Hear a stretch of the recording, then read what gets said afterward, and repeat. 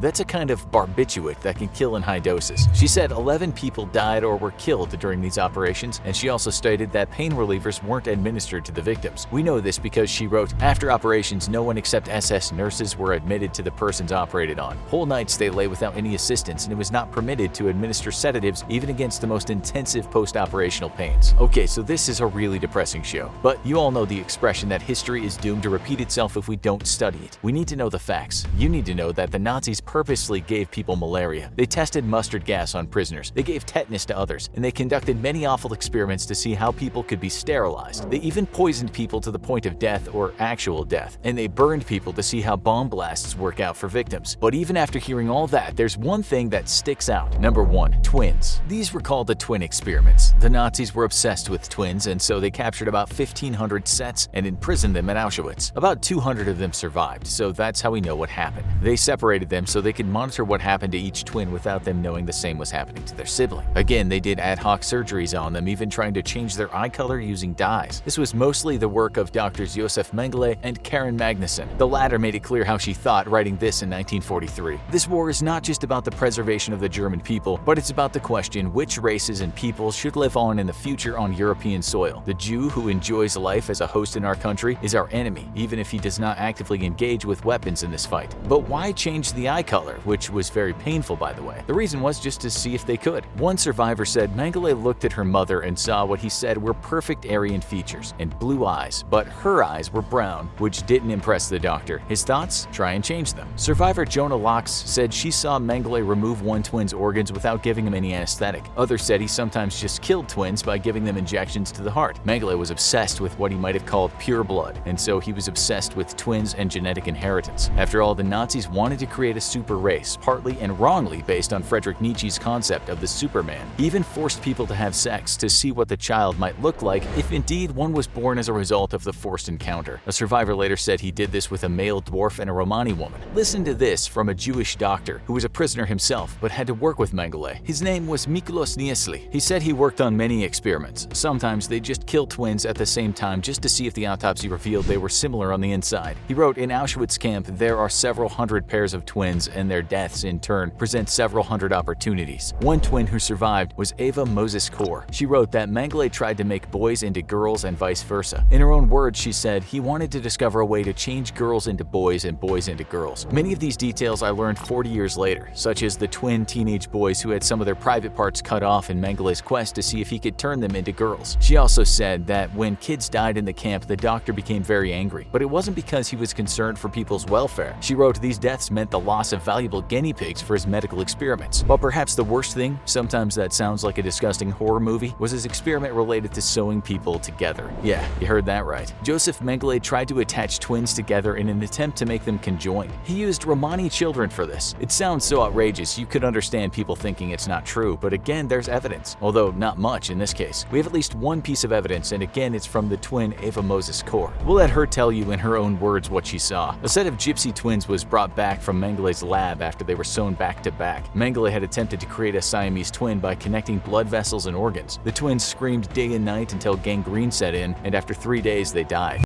You would have preferred that they just went ahead and broke your bones, or perhaps ran your head under freezing cold water until you thought you were drowning. It would have been much better than the whiteness, that deafening, unrelenting whiteness. For months on end, you saw no colors at all. The cell was white, the walls, the door, and the floor. Your clothes were white, and all day and night they kept a bright white light shining. When they put food through the door, it was always the same dish, white rice on a white plate.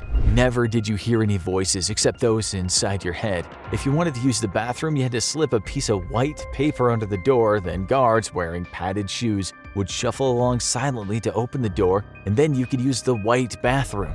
After months of this, you started to forget who you were. The voices in your head became real. You couldn't even remember what your parents looked like. Welcome to the world of white torture. What we just described to you is what sometimes is called an enhanced interrogation technique, and in this case what is referred to as extreme sensory deprivation. The person who suffered it is one Amir Fakhravar, a former prisoner in Iran. His crime was being critical of the Iranian regime. As an activist in the late 90s and early 2000s, he said he was imprisoned and interrogated on a number of occasions. He said that he's been beaten to the extent that his bones were broken, but nothing was as brutal as white torture. The good news for him is when he got out after spending 8 months in that white room, he managed to flee Iran and move to the USA. He was lucky. Other former regime critics who have had to stay at the notorious Evin prison in Iran have described how some inmates were tortured to death there. Some prisoners have been executed at Evin, others had parts of them amputated, some have been blinded, and most were kept in what has been called horrific conditions. Let's stick with Iran for a minute and hear what an Iranian journalist named Ebrahim Nabavi had to say about white torture. In 2004, he got on the phone to Human Rights Watch. This is part of the conversation. Since I left Evin, I've not been able to sleep without sleeping pills. It is terrible. The loneliness never leaves you long after you're free. Every door that's closed on you. This is why we call it white torture. They get what they want without having to hit you. You begin to break, and once you break, they have control, and then you begin to confess. Another former prisoner in one of Iranian's white cells described it like this. After 3 days, it becomes so difficult. Different people break at different times. We used to talk about when people would break. Some people broke after a few days, some could last much longer. It is absolute silence. After 3 days, I just wanted any words, even if it was swearing, even if it was a harsh interrogation. In a nutshell, that's what white torture is all about, breaking a person. It's when a government, and as you'll see, not only the Iranian government, wants a person to experience hell, and so they tell them what they want to know. It leaves no bruises, no scars, except for the ones of the psychological kind. Has this ever happened to prisoners housed in the USA? According to human rights organizations, the answer is yes. The New York Times in 2019 talked about the CIA's torture program, the enhanced interrogation techniques that have been used at Guantanamo Bay and other black sites, such as a secret prison the CIA had in Thailand.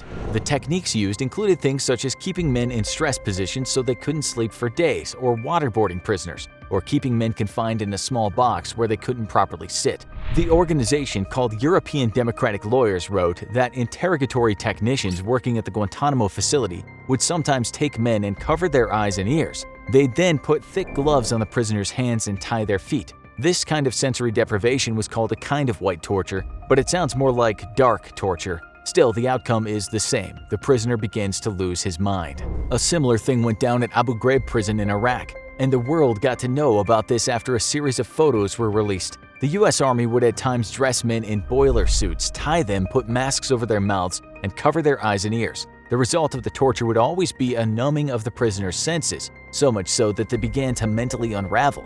But the British were doing a similar thing a long time before it happened in Iraq. In the 70s, people suspected of being involved with the Irish Republican Army were taken from their homes or off the streets without standing trial. They were then taken to a secret interrogation center and were put through something called the 5 techniques. Those were hooding, wall standing, deprivation of sleep, subjection to noise, and deprivation of food and drink. When the men were in their cells, they were handcuffed and hooded, so they were literally in the dark all the time. To make things worse, the British continuously played a recording of a hissing noise, or what's being called a kind of white noise. The prisoners might at times get kicked in the groin, having not even knowing someone had entered their cell. This created constant stress and the inability to sleep. What was the object of this sensory deprivation? It was to cause the worst kind of depression, crippling anxiety, and after a while hallucinations and even a loss of consciousness. The Brits used it in the Iraq War too, and imported it to the US, Israel, and Brazil.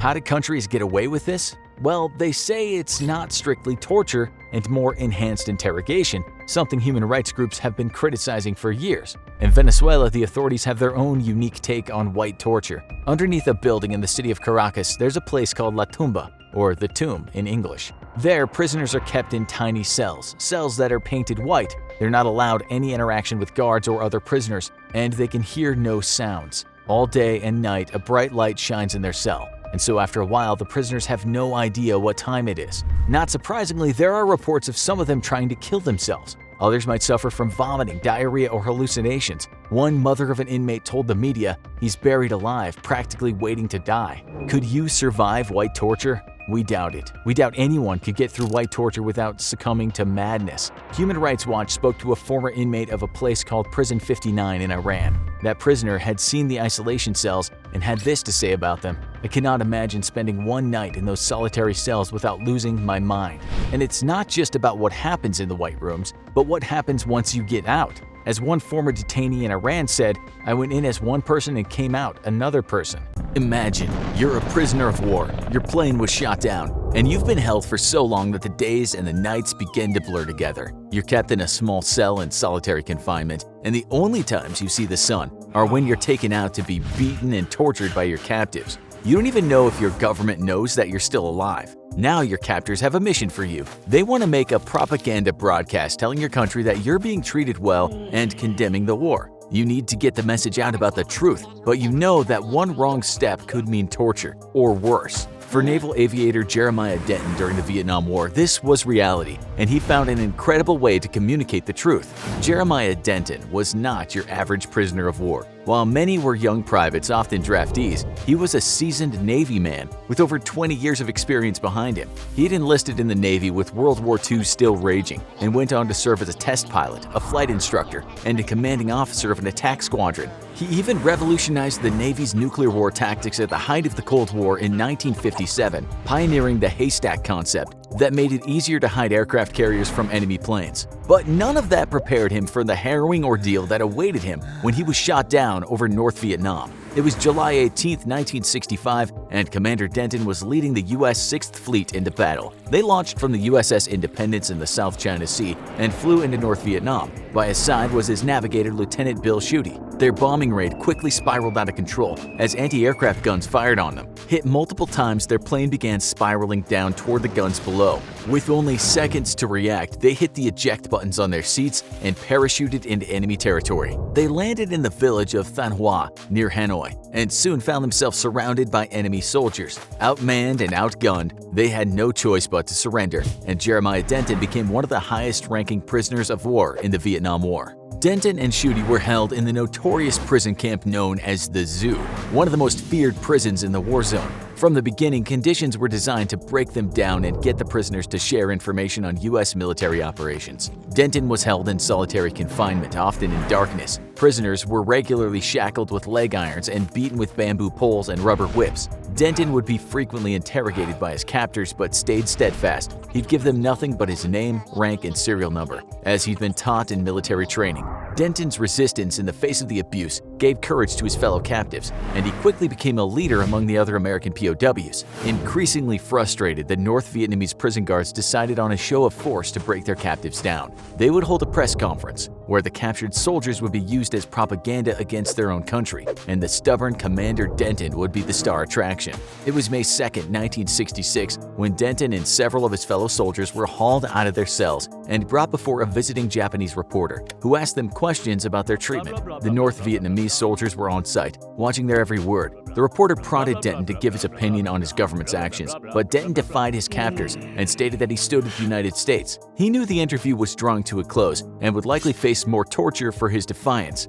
This might be his last chance to get a message out to U.S. command, but saying the wrong word would end the interview and risk his life. But the North Vietnamese didn't know Denton had a secret weapon. He knew Morse code. Thinking fast, Denton remembered the rudimentary system of dots and dashes used to encode text characters. Without missing a beat in the interview, he translated that code into a series of blinks. Quick blinks for dots, long blinks for dashes, and sent out a one-word message he hoped someone back home would figure out. A long blink, T.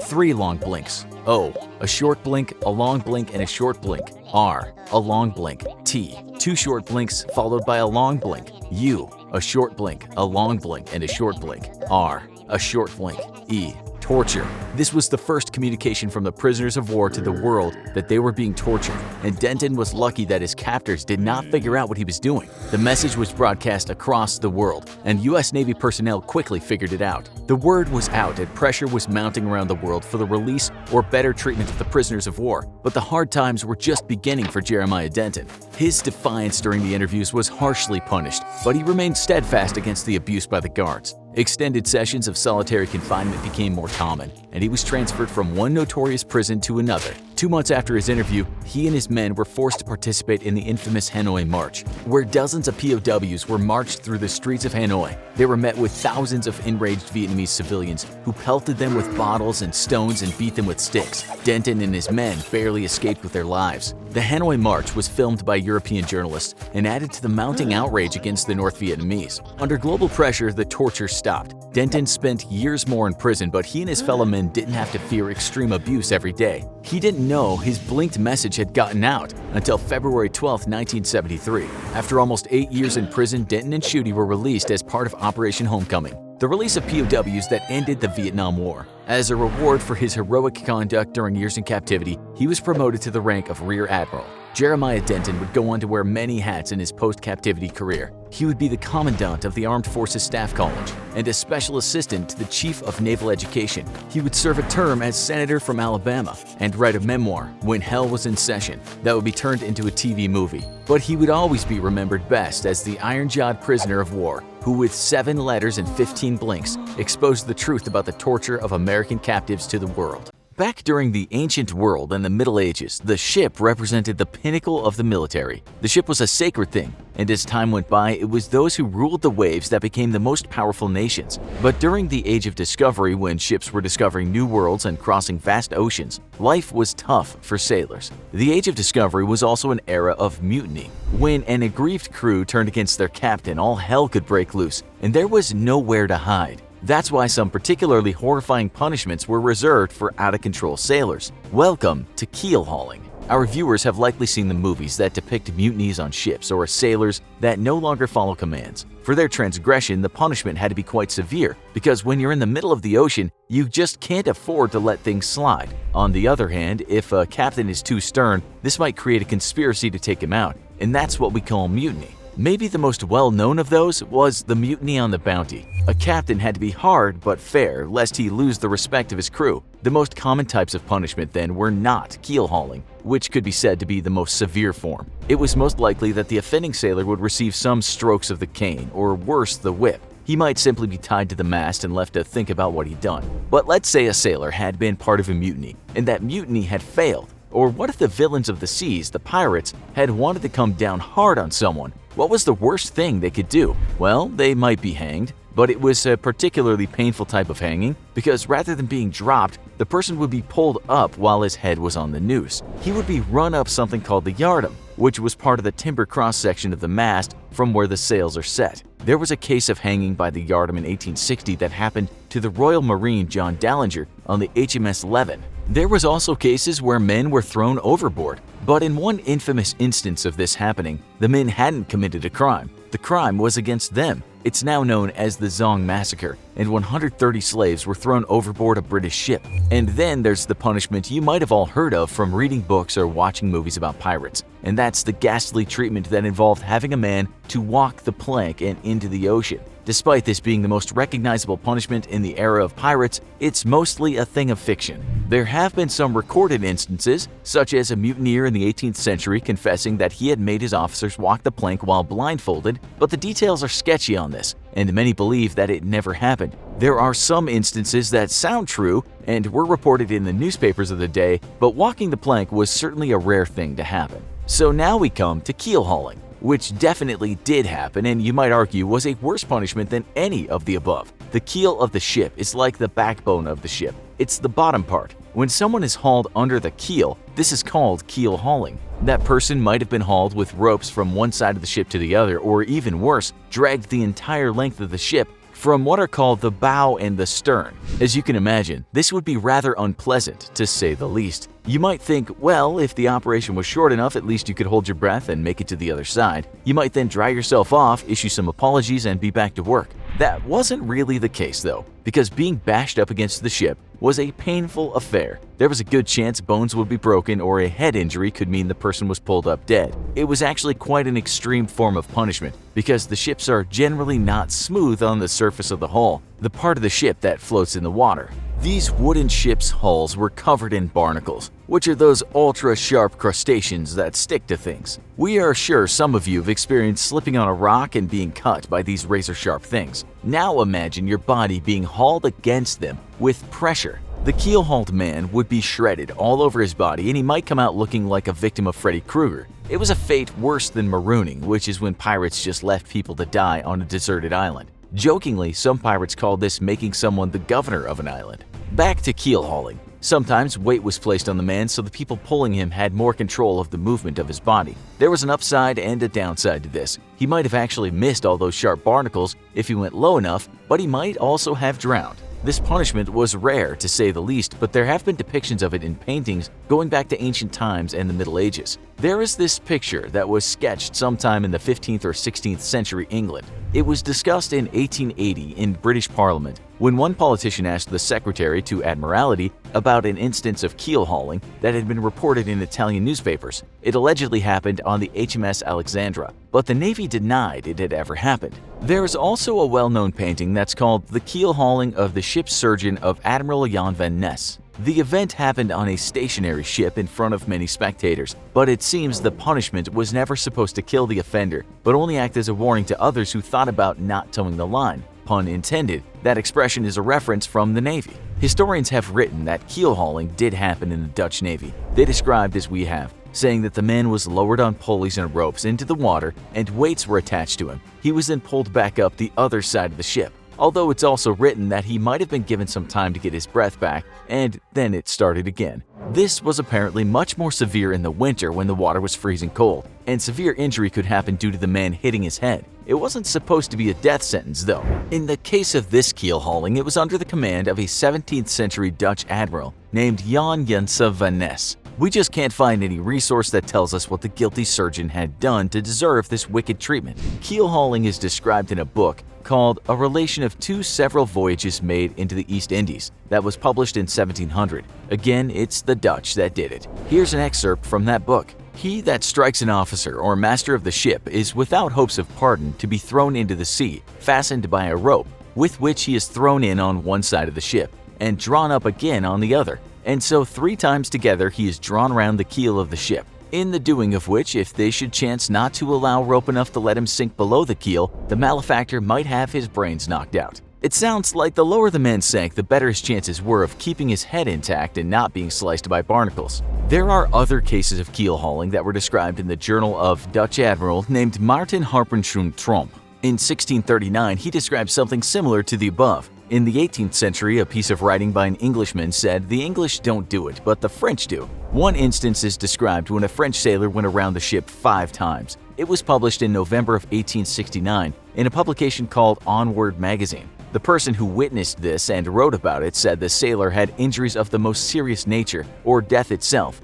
We have summarized to you in our Worst Punishment series despicable things men have done to each other in the name of justice, often a very disconcerting kind of justice. Many of the punishments we've discussed were used at different times in history and in different countries, with each purveyor of pain putting its own spin on the punishment. The Chinese, for instance, flayed the flesh of an enemy's back in ancient times, but might have just flayed a person's face as a stern telling off, while a lèse-majesté crime in 14th century Europe could have gotten you flayed from head to toe, then castrated, and then beheaded for good measure. Yes, these shows might be hard to stomach, but we think the barbarity of the past shouldn't be ignored. And so we'll start this series with a torture that's often said to be the worst kind of torture that has ever existed in recorded history. We say that, but it's hardly easy to invoke the superlative when you have people getting their skin peeled off after being boiled in a pot. Maybe burning at the stake was better than modern white torture. At least it was over with quickly. So we won't say what's the worst and certainly won't attempt to tell you what was the best, but we'll start with rat torture only because it's so darn outlandish. With this kind of official devilment, we have to separate the myth from the truth, or at least try and back up the truth with substantial facts. What we can say with assuredness is that one kind of rat torture was perhaps the incidental kind of punishment. That's because you can find in the Tower of London something called the Dungeon of the Rats. Writers in the Elizabethan period said what would happen is the prisoners would be kept in the dungeon,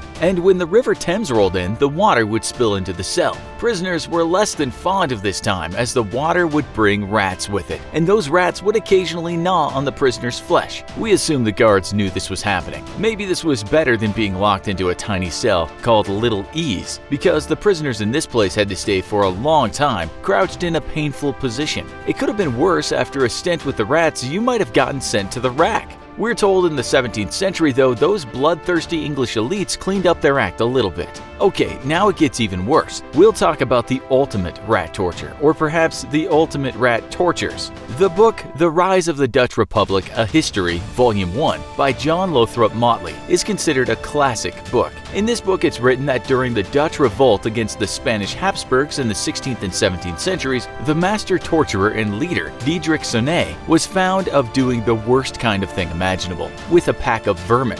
This man, it said, would take a bunch of starving rats and place them on the sliced belly of a prisoner. They would be kept on the stomach with an upside-down bowl. So far, so good. It was probably slightly ticklish, and maybe a rat took a chance bite now and then. But then, the fun started. For Sonnet at least, when hot coals were placed on top of the bowl. This not only burned the victim, but made life inside that bowl unbearable for the rats. Where to go when there is no escape? We're told what would ensue is the rats trying to burrow into the man's stomach to escape the heat.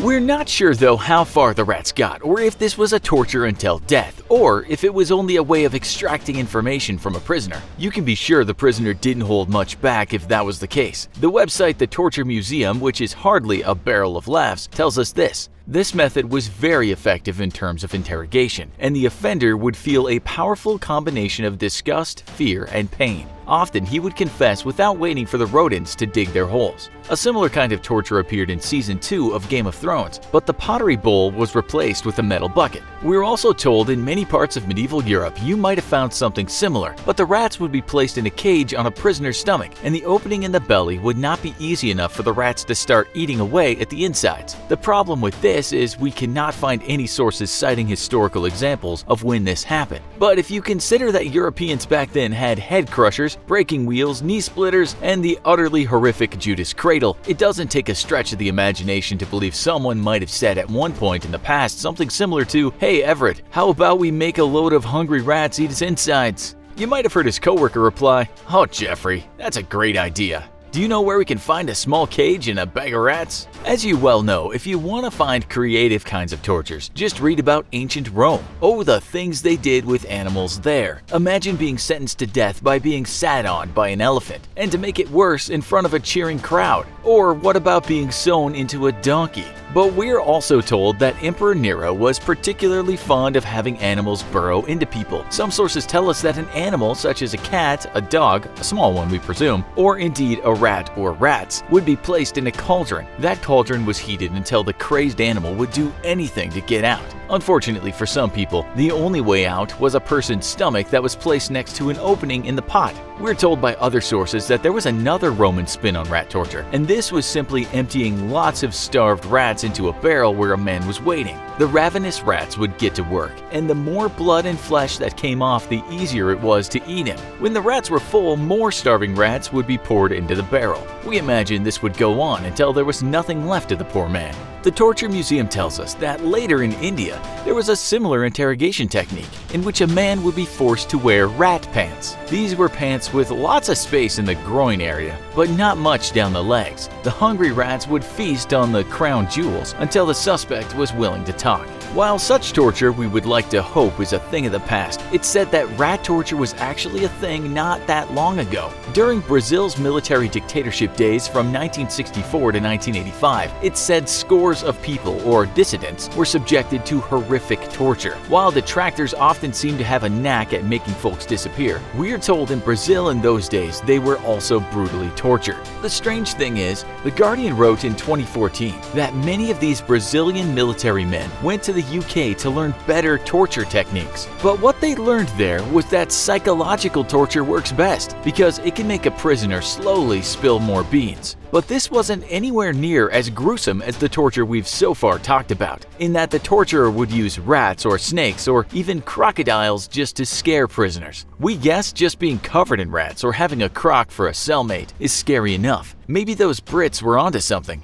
You can only imagine what it would be like for a man sitting in a cold, damp medieval dungeon waiting for the interrogation that is sure to come. His brain races with images of limbs being stretched, of feet being dangled over flames. So when a harmless goat is walked into a cell, he's somewhat taken aback. His interrogators proceed to dip his feet in salty water, after which the grateful goat, not one to turn away from a generous helping of salt water, enthusiastically licks the man's feet. At first it feels quite pleasant, but after a lot of vigorous licking, the feeling becomes unbearable. After an hour, he's ready to tell the interrogators anything they want to know. Did this really work, you might wonder? Could it even lead to serious trauma? All will be answered today. It sounds pretty ridiculous, but Tickle torture has been written about throughout the centuries. That goat scene we just described was penned by an Italian jurist and monk named Franciscus Brunus de San Severino. It was part of a list of tortures he mentioned in the 1502 classic Tractatus de Indiciis et Tortura. But did it really happen as he described? That depends if you think that monk had a reason to make things up, or someone was messing with him and told him lies. He also mentioned bloody kinds of tortures in that book, with the tickle torture one of those not supposed to cause the victim too much harm. Nonetheless, as you'll see later, maybe being incessantly tickled could do a fair bit of damage. In fact, some people have talked about the existence of what they called death-inducing tickling. First, let's go back to ancient history. We can find some secondhand accounts of Chinese tickle torture. It was said to be a thing during the Han Dynasty from 206 to 220 AD. It's written about in a book called The A to Z of Punishment and Torture, which explains that Chinese nobility back then used it as a method to interrogate people without leaving any marks. Still, there's not much evidence of it happening in China, so we should look elsewhere for proof. We know it almost certainly happened in Britain, although the tickling was just another part of torture. For centuries all over Britain, when a person committed a misdemeanor crime, the go-to punishment was the stocks. In fact, just about every town and village had some stocks for wrongdoers. You can find them all over the place today, although they don't get used. The stocks were usually in place where lots of people met, like the market or the town square. While in the stocks, if the person had sufficiently annoyed the public, people would approach them and do things, such as cover them in rotten fruit or animal poop, or maybe they'd even hit them with a stick. But what the youngsters back then found quite amusing was going up to the victim and tickling their feet. Since there was no way out, you can only imagine how it would feel if the kids kept on tickling for quite a while. There's actually an article that was written in 1887 called England in Old Times. It described the good old days. One part of it reads, "Gone too are the parish stocks in which offenders against public morality formerly sat prisoned, with their legs held fast beneath a heavy wooden yoke, while sundry small but fiendish boys improved the occasion by deliberately pulling pulling off their shoes and tickling the soles of their defenseless feet.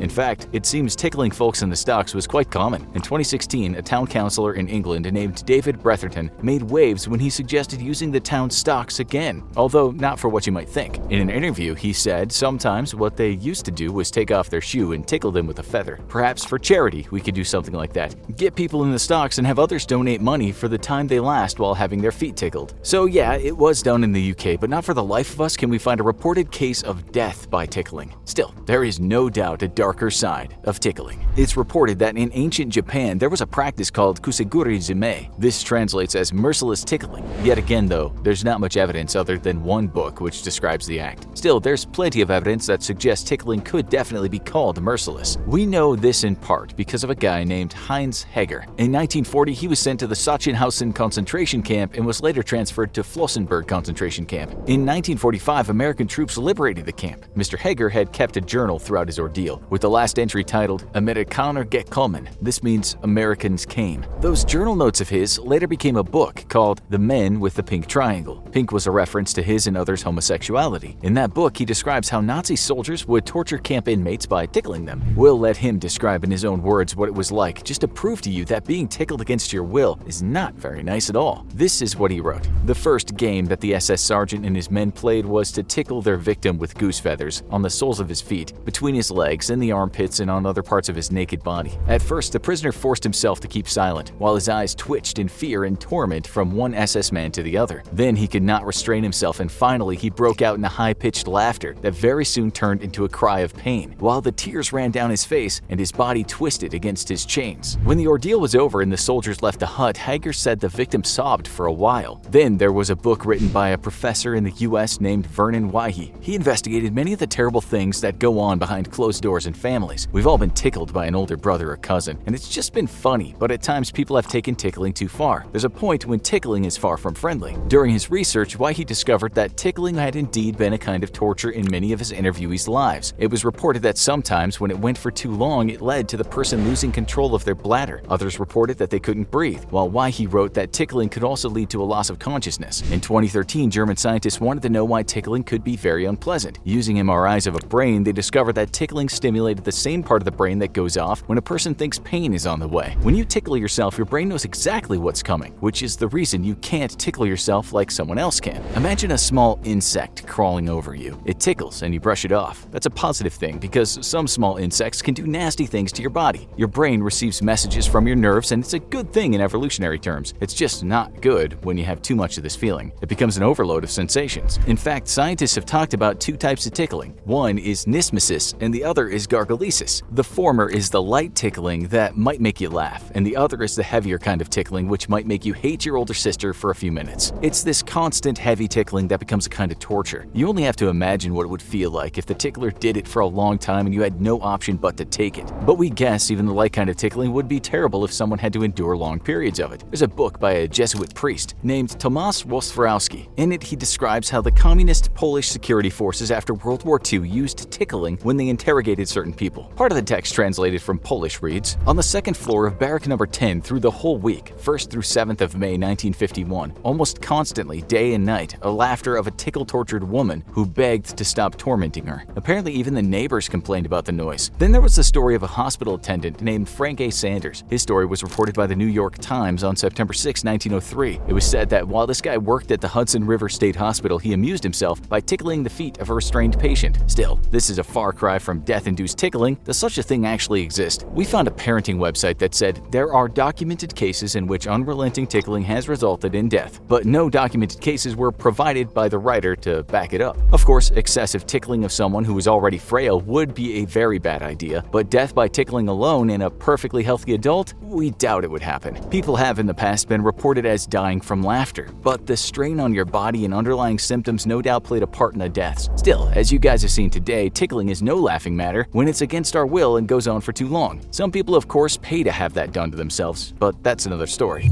It's time to crack open the torture chamber once again and look at 10 more of the worst punishments ever designed to be worse than death. And we'll start with one that wasn't designed to kill at all, at least not for a while. Number 10. Branding. There are few greater tools in criminal justice than shame, A clever judge or two might have sentenced a drunk driver to stand on a street corner with a sign professing his crime, and who could forget Cersei Lannister being marched around in her infamous shame parade? But what if someone wanted the shame to go on forever? What if a particularly sadistic judge or ruler wanted to make sure that wherever the convicted went, people would know they were a traitor, a thief, or a heretic, and treat them accordingly? That's where a common farm tool comes in handy.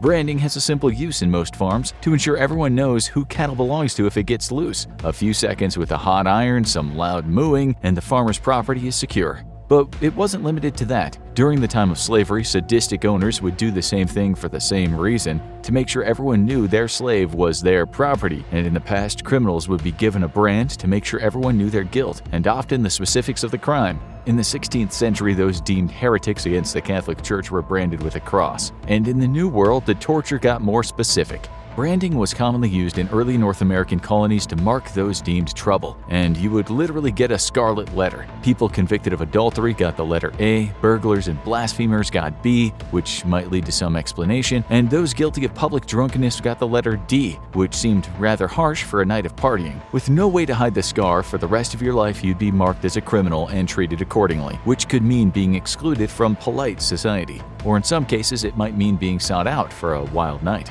It's not the only torture you were supposed to survive, and in Europe, they got creative. Number 9. The Spanish Boot. During the Middle Ages, torture was disturbingly common as a way to extract information, but many of the tortures stood the risk of ending the interrogation way too early and sending the truth to the grave with the victim. So how do you keep a victim alive long enough to break them down for information? You torture an area of the body the person can live without, but would really like to keep. A popular choice? The legs, which can take a lot of punishment for a long time, and so some particularly sadistic Spanish torture designers came up with a shoe that's never in fashion. Even the most daring fashionista will want to avoid wearing the Spanish boot. But the Spanish didn't come up with the first prototype. That honor went to the Scots, who designed it out of rawhide. You soak the garment, wrap it around the victim's foot, and then heat it over a fire, causing the rawhide to drastically contract and crush the victim's foot, causing dislocated bones. This was good for inducing pain, but not causing serious damage. The British improved the model with wooden boards, but the Spanish designed a version out of iron, with the ability not just to hurt the victim, but to crush their feet beyond repair. And it turned out that it was a very effective way to get information. First, the victim's lower leg and foot was strapped into the iron boot, then wedges were placed in between the casing and the flesh, and hammered in brutally. With each wedge between the hard iron and the soft flesh, more damage was done to the victim's leg, and they'd become very willing to tell the interrogators whatever they wanted to know. Of course, the torture wasn't necessarily over then either. Torturers would like to force the victims to walk in the boots or pour hot liquid into the casing to increase the pain. The torture was survivable, but in the days it was most commonly used, those who suffered it for an extended period would often die of infection or be permanently disabled from the crushed bones. This next one was probably one of the rarest execution methods of all time. Fortunately. Number 8. The Brazen Bull. The time was ancient Greece, and the city of Acragas in what's now Sicily was ruled by a man named Phalaris, a tyrant known for his love of creative execution methods and showing off his power. He wanted a new star attraction. One of his subjects, Perlaus, took up the task and produced a truly sadistic final act for the unfortunate victim, in the form of a giant metal bull. But this was no ordinary statue. The bronze figurine would serve as a cage, with a door in one side, and the condemned would be locked inside. Then a fire would be lit, and they would be burned alive for the whole court to watch. But this wasn't just a standard burning. Legend says that the bull had an acoustic device inside that would make the scream sound like a bull's cry. It lived up to the demands of the tyrant, but be careful what you wish for. The tyrant Phalaris was impressed, so impressed in fact that he wanted to see it demonstrated right away. But rather than find a petty criminal to execute like he normally did, Phalaris ordered Perlaus placed inside himself and lit the fire. Sure enough, Perlaus began screaming, and Phalaris was satisfied that the system worked, and he had his new favorite designer taken out, still alive, and given a great reward. Wait, no, that would make sense. Instead, he had the guy who just built him his new favorite device thrown off the top of a hill to his death. Not the best retirement plan. And the bull got quite a workout over his reign. Phalaris was big on showmanship, and the device delivered. According to reports of the time, it spewed out impressive plumes of smoke as the condemned burned, and the bones that were left were reportedly made into jewelry by the Mad King, like a normal person would do. It became his favorite form of entertainment until he was overthrown and became the bull's final resident. No prototype of the bull has ever been found, leading some historians to believe it to be a propaganda tale made up by his enemies, but the accounts are so descriptive and graphic that others say it's entirely believable for a Mad King to create such a torture. It was fast and brutal, but to the east, some torturers preferred it slow. Number 7. Ling Chi. A knife is one of the most common methods to execute someone, and it can be as simple as a fast cut to the throat. Brutal and efficient, but efficient was not what the executioners in China around 1,000 years ago had in mind. For those guilty of especially heinous crimes, such as treason, a punishment known as the death of 1,000 cuts awaited them, and it wasn't an exaggeration. For those punished in this way, the goal was to keep them alive indefinitely in agonizing pain as the torturer removed parts of them with a knife. And this punishment had another horrible element to it, because it wasn't just a punishment for the body, it was a punishment for the soul. According to Confucian principles, cutting the body or altering it was a sin against the principles of respect for one's parents. After all, they gave you that body, so by altering the body in this manner, the executioners would keep the condemned from being whole in the afterlife. And this was usually a public affair. The condemned would be tied to a wooden frame in public, and the executioner would go to work. They would cut away the flesh from the body, usually from non-critical areas like the legs first, and the victim would be left to linger, often with onlookers jeering and throwing things at them, and often the victim would be left begging for death. So what brought an end to this torture?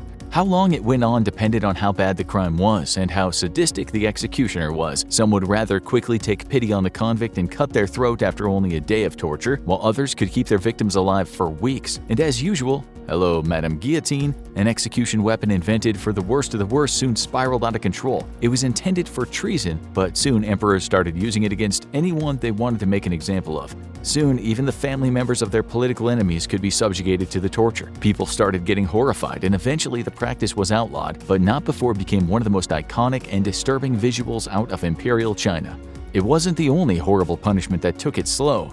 Number 6. Death by boiling. Ah, soup. Is there anything that smells better than a meat broth bubbling away on the stove? What's cooking? Oh my god. That's right, back in the Middle Ages, they were making human soup regularly. Not for consumption, but for punishment. It all started back in England, which introduced the penalty of death by boiling as punishment for murder by poisoning. Why such a cruel punishment for one specific method of murder? Because that was the preferred method of assassinating kings at the time. And King Henry VIII wanted to make sure no one got any ideas. And naturally, once someone got the bright idea for a new torture method, it started spreading. And that meant horrible things for anyone convicted.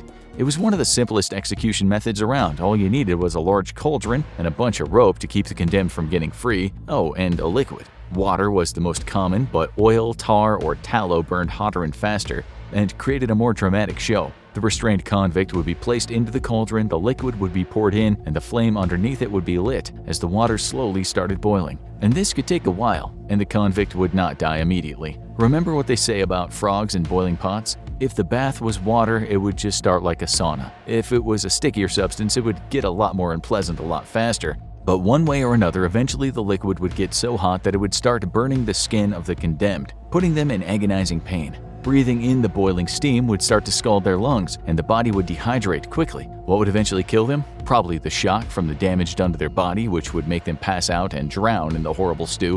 One way or another, it was a gruesome show that likely put spectators off a soup for a while, we hope. This one horrible punishment lasted the test of time, but wound up with a nightmarish legacy. Number 5. The gas chamber. How to execute people has always been a tricky question. Beheading? So messy. Hanging? There's always a chance of failure. Firing squad? You need to get people with good aim. And as technology marched on, some people thought, couldn't we find a cleaner and foolproof way to do this nasty deed? It started in 1803 when an infamous French military commander executed large groups of Haitian prisoners of war by filling the cargo holds when they were being held with sulfur dioxide, poisoning and suffocating them within minutes. The use of poison gas as an execution method had been invented, and it would only grow from there. But is it truly an easier execution method? Not for the condemned. While it's cleaner and has the highest rate of success of any execution method, for the person in the chamber, it's horrible. In single-person executions, the condemned is strapped down to a chair in the room as poison gas, usually hydrogen cyanide, is pumped into the room. The condemned can see the gas as it's piped in and is usually told to breathe in as quickly as possible because they'll fall unconscious faster. If they don't, they're likely to have seizures and lose bodily function as the gas wreaks havoc on their body, and it can take several minutes before they finally die. The convulsions can be severe, with one murderer beating his head so hard against a metal bar that it broke the chair. So, why isn't this system used more? The gas chamber has mostly fallen out of favor as an execution method due to how expensive it is, as well as the risk of toxic gas leaking and poisoning the people around the chamber. It's been replaced by another poison method, the lethal injection, which is usually faster and less painful. But the main reason few people want to see the gas chamber make a comeback is because of its association with Nazi Germany, where the tyrants used it to create a mass execution chamber targeting Jews, Roma, and others deemed inferior or enemies of the Nazi regime. Much like the guillotine, once an execution method is used in mass murder, most people overseeing executions would rather stay away from it. Now let's head to the high seas, because who's better at coming up with evil punishments than pirates? Number 4. Marooning. Sometimes the worst thing you can do to someone is leave them to their own devices. Say a pirate's been breaking the rules at sea. Maybe he was caught skimming the top off the treasure, or he had a little too much grog and punched the captain. Arr, he's in for a bad time.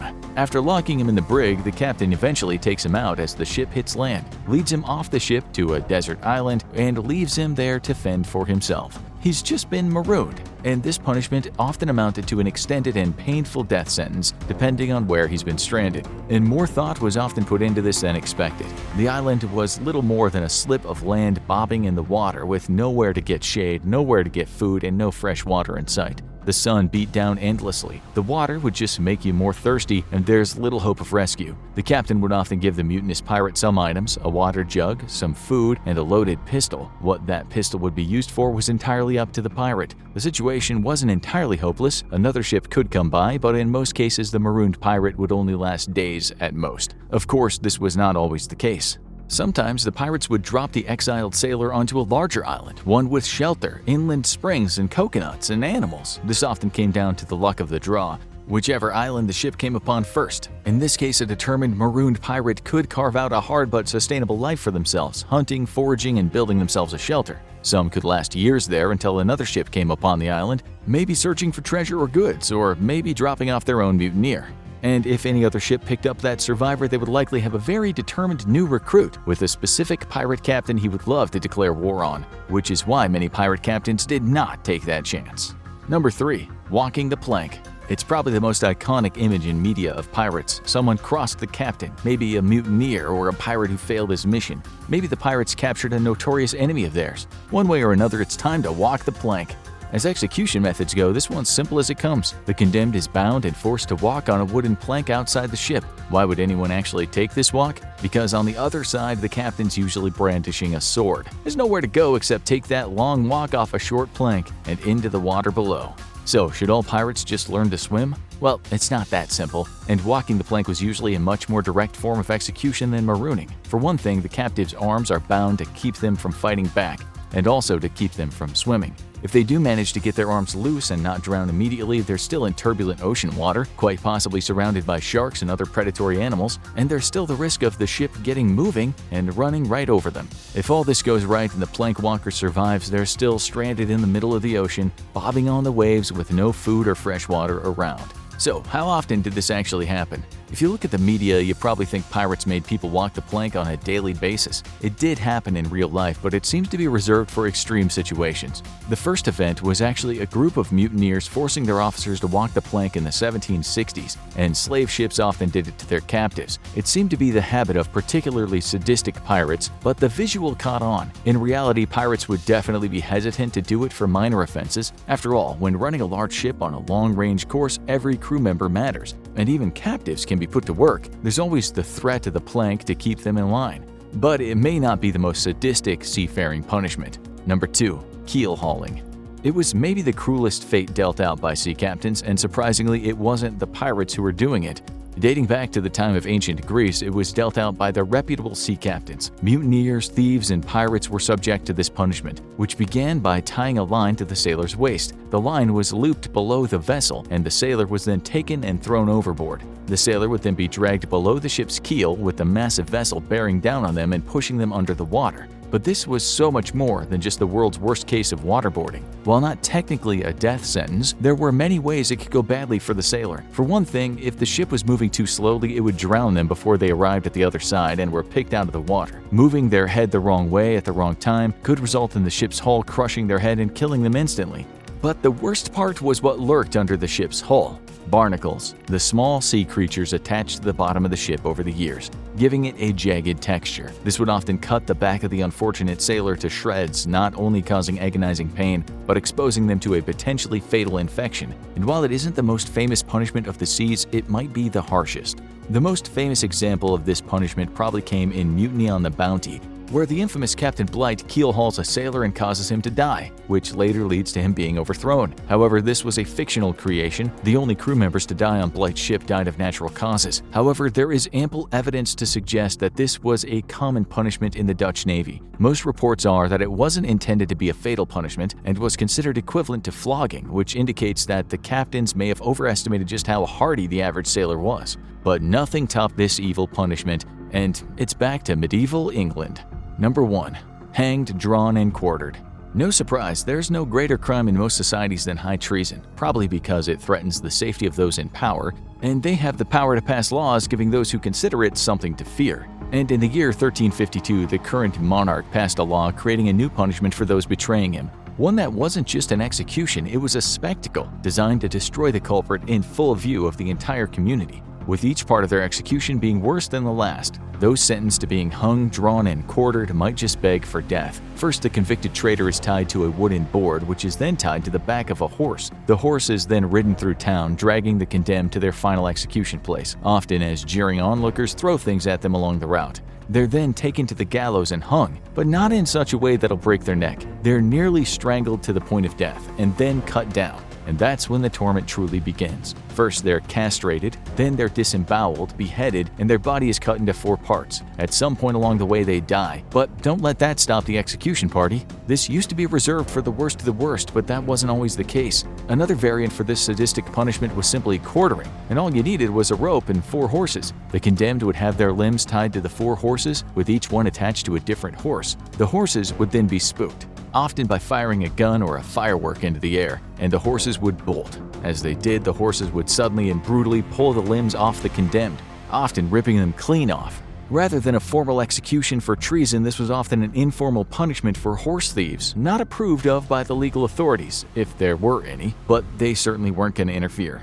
It kind of puts picking up trash for community service duty into perspective. Try and imagine being arrested for a crime perhaps you either did or didn't commit. You're taken to a room to be interrogated. The experience is overwhelming as good cops and bad cops take their turn in trying to question you. But you keep your cool and just keep uttering the magic words, no comment. But let's go back in time now and imagine when you enter the interrogation room, what you see before you is the most horrendous looking contraption you've seen in your short life. It's a torture chair, or what we might call a cradle of pain, a device used to extract information from you, and perhaps before you take your turn in this ghastly chair, you'll get to see your friend torn apart first. We have called this the Chinese torture chair, but seeing as similar devices were used all over the world, each country had their different take on the chair. Sometimes it was simply called the torture chair, while in Europe during the Middle Ages it was usually referred to as the iron chair. In today's show, we'll try to find examples of various iterations of the chair where it was used and how it was used. But first, let's give you the basics. First of all, this chair, unlike many other torture devices in our punishment shows, wasn't always supposed to torture and then kill a person. Someone could indeed make it out of the chair, although they were likely to be severely injured after their extremely uncomfortable sit-down. The device was often used to scare the hell out of people, so in some ways it was used as a psychological torture as much as a physical torture. An example being, if a group of people were, say, accused of heresy or witchcraft, one person would be tortured in the chair first and the rest of the group were made to watch. After that, the other members would usually admit to anything they were accused of. If the crime was a big one, the result would sometimes be execution. This was hardly a great result, but at least they didn't have to face the cradle of pain. So what did these things look like? Well, it was of course a chair, and it looked like a chair, with legs and arms and a seat and a backrest. It might have been made out of wood, but it could have been made out of iron. This chair wasn't your typical lazy boy recliner though, and would be adorned with spikes, a design straight from the sadist's handbook.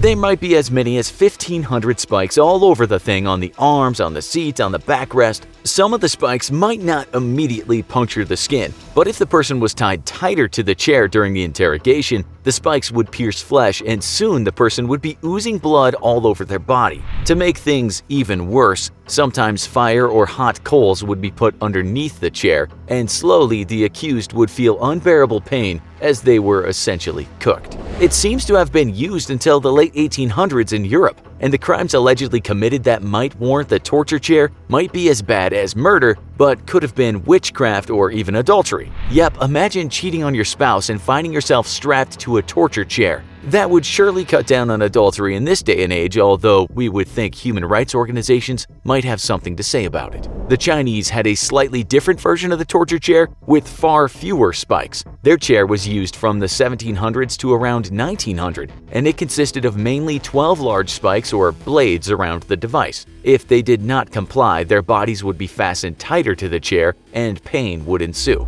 Such torture might not kill a person immediately, but let's remember that in those days, infections could not be easily treated. The wounds might eventually lead to death, or if not, at least disablement or some pretty nasty scars. We've seen a picture of one of these chairs because some of them are now in museums, so we'll try to describe one. There are 3 blades on the back, which look like upright swords. The arms are covered with spikes, which are like jagged saw teeth. The seat is also lined with blades and the footrest is lined with blades. Because these are not nails or thin spikes, the accused would have to be pressed down for the blades to penetrate the skin. You can only imagine what this would look like if the person didn't play along and the pressing down was taken to its final conclusion. The guy would be partly chopped, like a decorative piece of fruit. Considering back then you could be flayed alive for defacing a book, you needn't have committed the worst offense to find yourself in the chair. Just so you know, in China today there are still things that are called interrogation chairs, with something called the tiger chair still in use. This is more like a normal chair that the prisoner is tied to,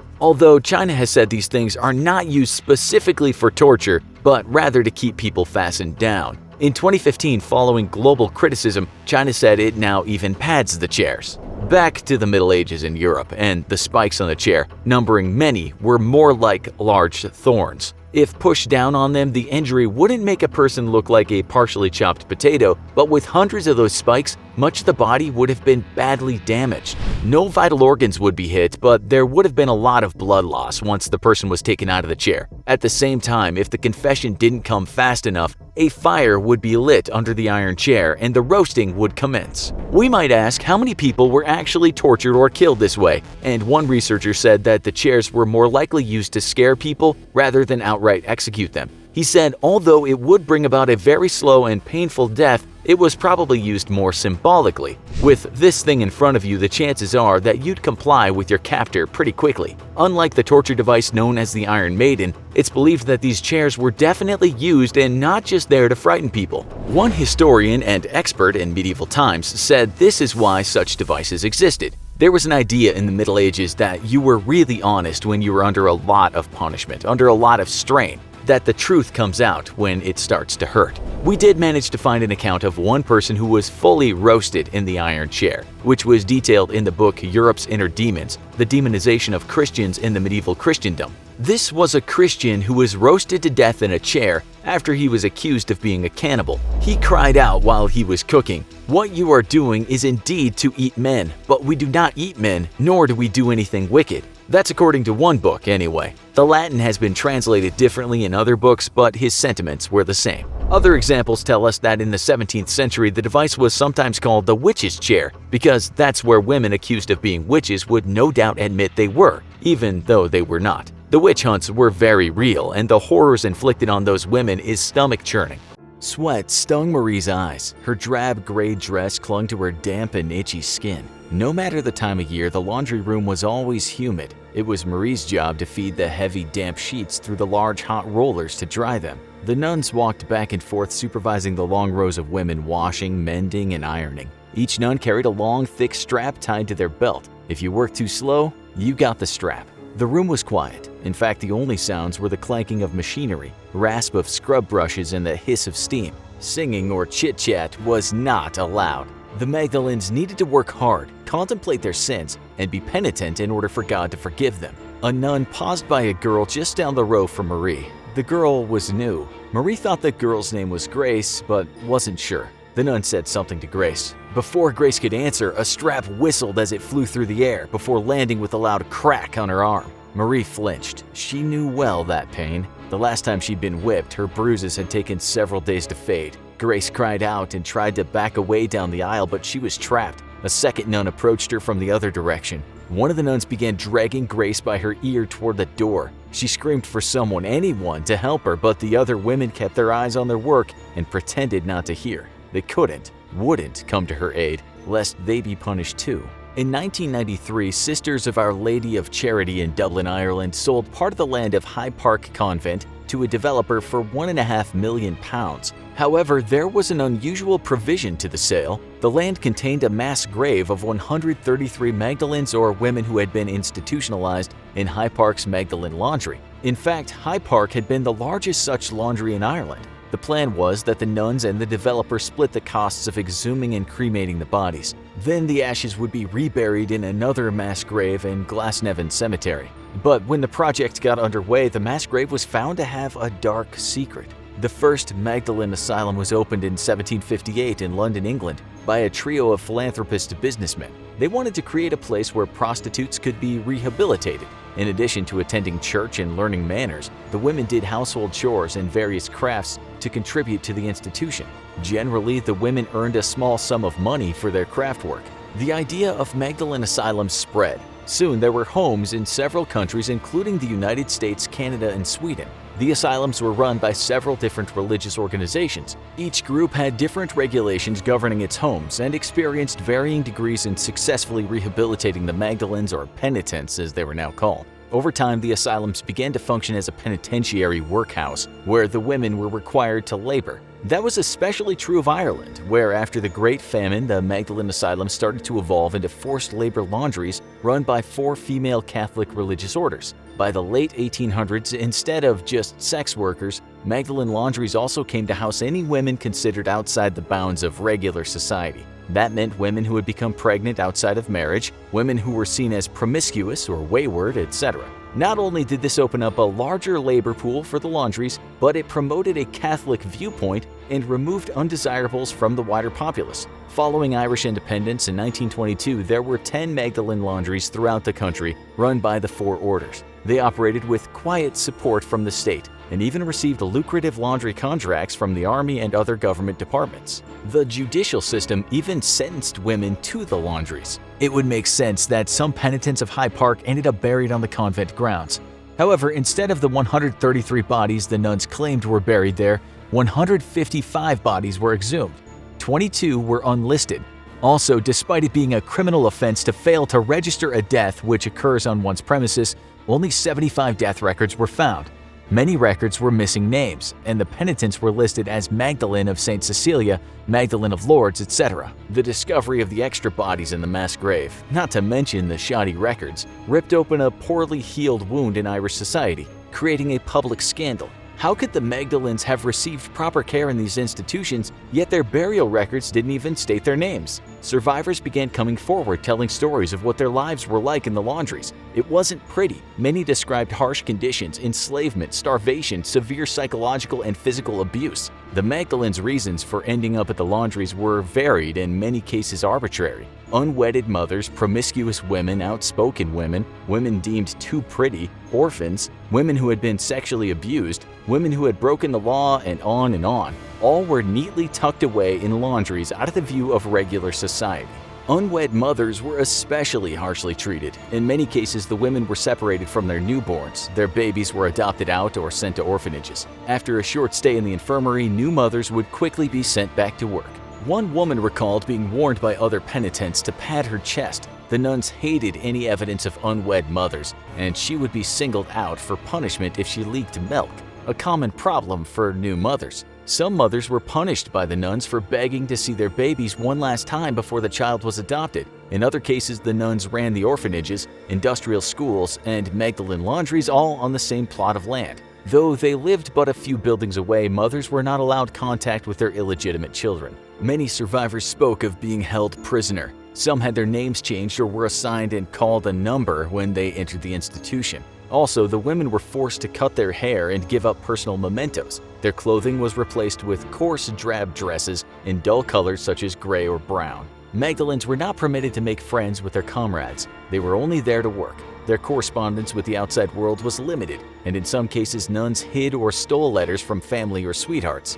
The women were made to work 6 days a week, 52 weeks a year. Schedules mentioned by the survivors varied, but generally they involved waking very early in the morning, going to morning prayers, then a quick breakfast, working a 12 or 13-hour shift before dinner, and having an hour or so afterwards for more prayers or quiet contemplation before lights out. The dormitories had bars on the windows, and the women were locked in at night. When penitents were allowed outside, they were confined to the grounds of the laundries by high bricked walls topped with glass or barbed wire. When women did escape, if caught, they were sent back to the institution. Girls as young as 12 or 13 were sent to the laundries. One girl was only 8 when she entered. Some Magdalenes ended up functionally illiterate because they were pulled out of school and sent to the laundries. Even when women were of legal age, they were not allowed to leave. Some Magdalenes were poorly fed. Bread and water was a common diet. They were kept just shy of malnourishment while the nuns allegedly ate well. The laundry work was hot, tedious, and dangerous. Many survivors described being burned by steam or hot irons. The long hours, spent standing or bent over sewing, caused varicose veins and lifelong back problems in young women. All the while, nuns would watch the women work and hit them with straps if they were too slow or made mistakes. After their laundry shift, a penitent might have had further chores contributing to the upkeep of the institution. Every moment of their waking hours, the penitents were governed by the nuns. Verbal abuse and beatings were common. Many Magdalenes also experienced religious, emotional, or sexual abuse. Nuns shamed them for vanity, being wicked, and their burgeoning bodies. Some penitents were made to bind their chests because they had large breasts. Some were made to feel useless, worthless, and that the world didn't want them. Many nuns took delight in their positions of power, punishing every little infraction, including Magdalenes looking them in the eye and not showing proper authority. Most penitents ended up staying at the laundry for an average of 3 years. Rules stated that a woman could only be released if someone, generally a family member, requested their release. When the women left, they were not given wages or were given an insultingly small amount of money for their years of hard labor. Long after they had left the laundries, the memories heavily affected some Magdalenes. Many women suffered nightmares or struggled with healthy sexual relationships when they married because of ideas of purity and sin so ingrained. After the initial scandal over the mass grave of Hyde Park, several Magdalene survivors bravely provided their testimonies for documentaries or other media. This helped to alert the public about the abuses that had happened at the laundries. After several years of lobbying, in 2001, the Irish government acknowledged that the women enslaved in Magdalene laundries were victims of abuse. Despite calls for a thorough investigation, the Irish government refused, claiming that the institutions were privately run and it would be outside the bounds of the state to probe their history, completely ignoring the fact that the government repeatedly awarded lucrative contracts to laundries with no oversight of how their operations were being run. Furthermore, it was an open secret that the state even used the laundries as a de facto jail or a halfway home. In 2001, an advocacy group called Justice for Magdalenes presented its case to the United Nations Committee Against Torture. They claimed that the exploitation of women that took place at the Magdalene laundries amounted to human rights violations. At the urging of the UN panel, the Irish government finally created an inquiry into the laundries. After an 18-month investigation, the government issued a report that found considerable state involvement in the admission of thousands of women into the laundries. The report also found that while the penitents suffered significant levels of verbal abuse, there wasn't evidence of physical and sexual abuse. Some survivors felt that the report swept some of the abusive treatment they endured under the rug. The nuns in the Catholic Church felt vindicated. Sure, maybe the institutions were overly strict, but they provided a service, taking in women who had nowhere else to go. About 2 weeks after the government report was issued, the government bowed to pressure from the survivors and advocacy groups, and the Irish Prime Minister issued a formal state apology. The government also created a £50 million victims' compensation fund. Most of the laundries closed in the early 70s. Irish society was changing, and new advanced and cheap technology for laundering was making institutions obsolete. The last Magdalene laundry closed in 1996. It was a small institution with only 40 women. The women were mainly elderly or developmentally disabled and chose to stay with the nuns despite the closing of the laundry. The horrors of the Magdalene laundries will never be fully known. Many of the victims passed away long before any inquiries began. It's estimated that some 11,000 women were confined to these institutions in the 20th century. Today, various historical and media groups continue to collect the stories of survivors and delve into the history of the Magdalene laundries. The Catholic Church is adamant that it did nothing wrong and that the institutions were run as nonprofits. As a result, the Church has refused to contribute to any victims' compensation fund. Also, the religious orders have declined to provide records and archival information for investigators and historians. It's been 2 long, miserable weeks trapped in a coffin-sized box. He barely knows who he is anymore. The darkness is driving him crazy. His muscles are constantly contracting.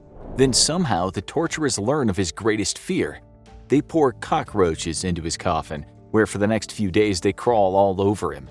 And this, dear viewers, is not a depiction of torture in England circa 1550. This was the CIA not long ago. We'll come back to this fate later, but first let's get a handle on this thing called the Blackout box. It's perhaps one of the most frightening things the Americans have ever come up with as a part of the CIA's enhanced interrogation methods, which just means torture that usually doesn't leave many serious injuries. It sometimes does, but if the victims' bodies aren't broken, their minds almost always are.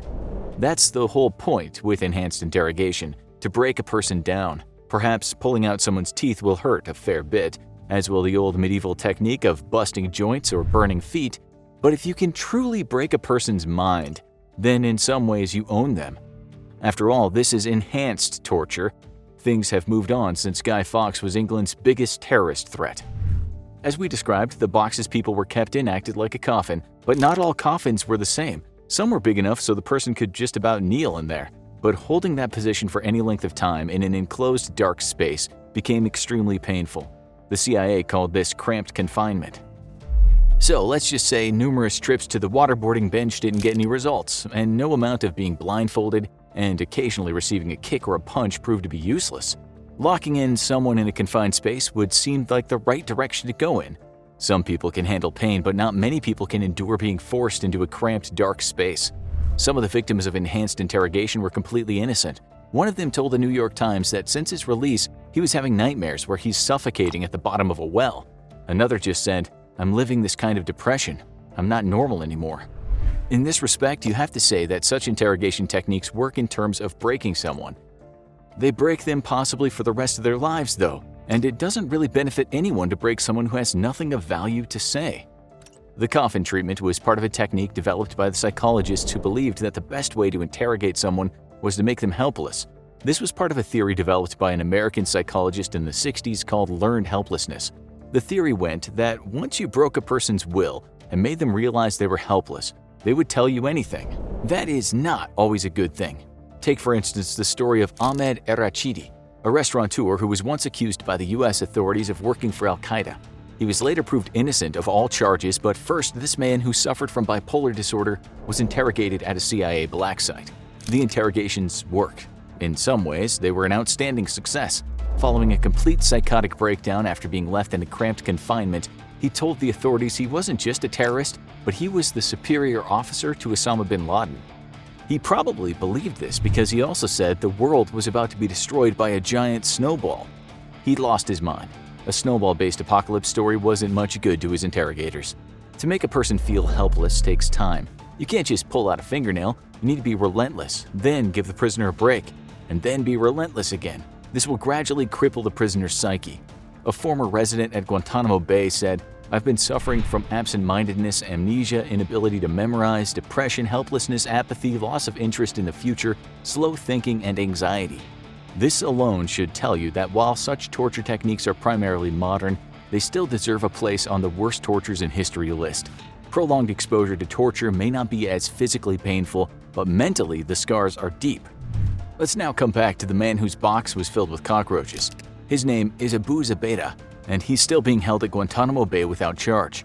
He was also the first ever person to be subjected to the CIA detention program after 9/11. At some point in that program, he lost an eye, although a medical issue could have been to blame. We're not exactly sure.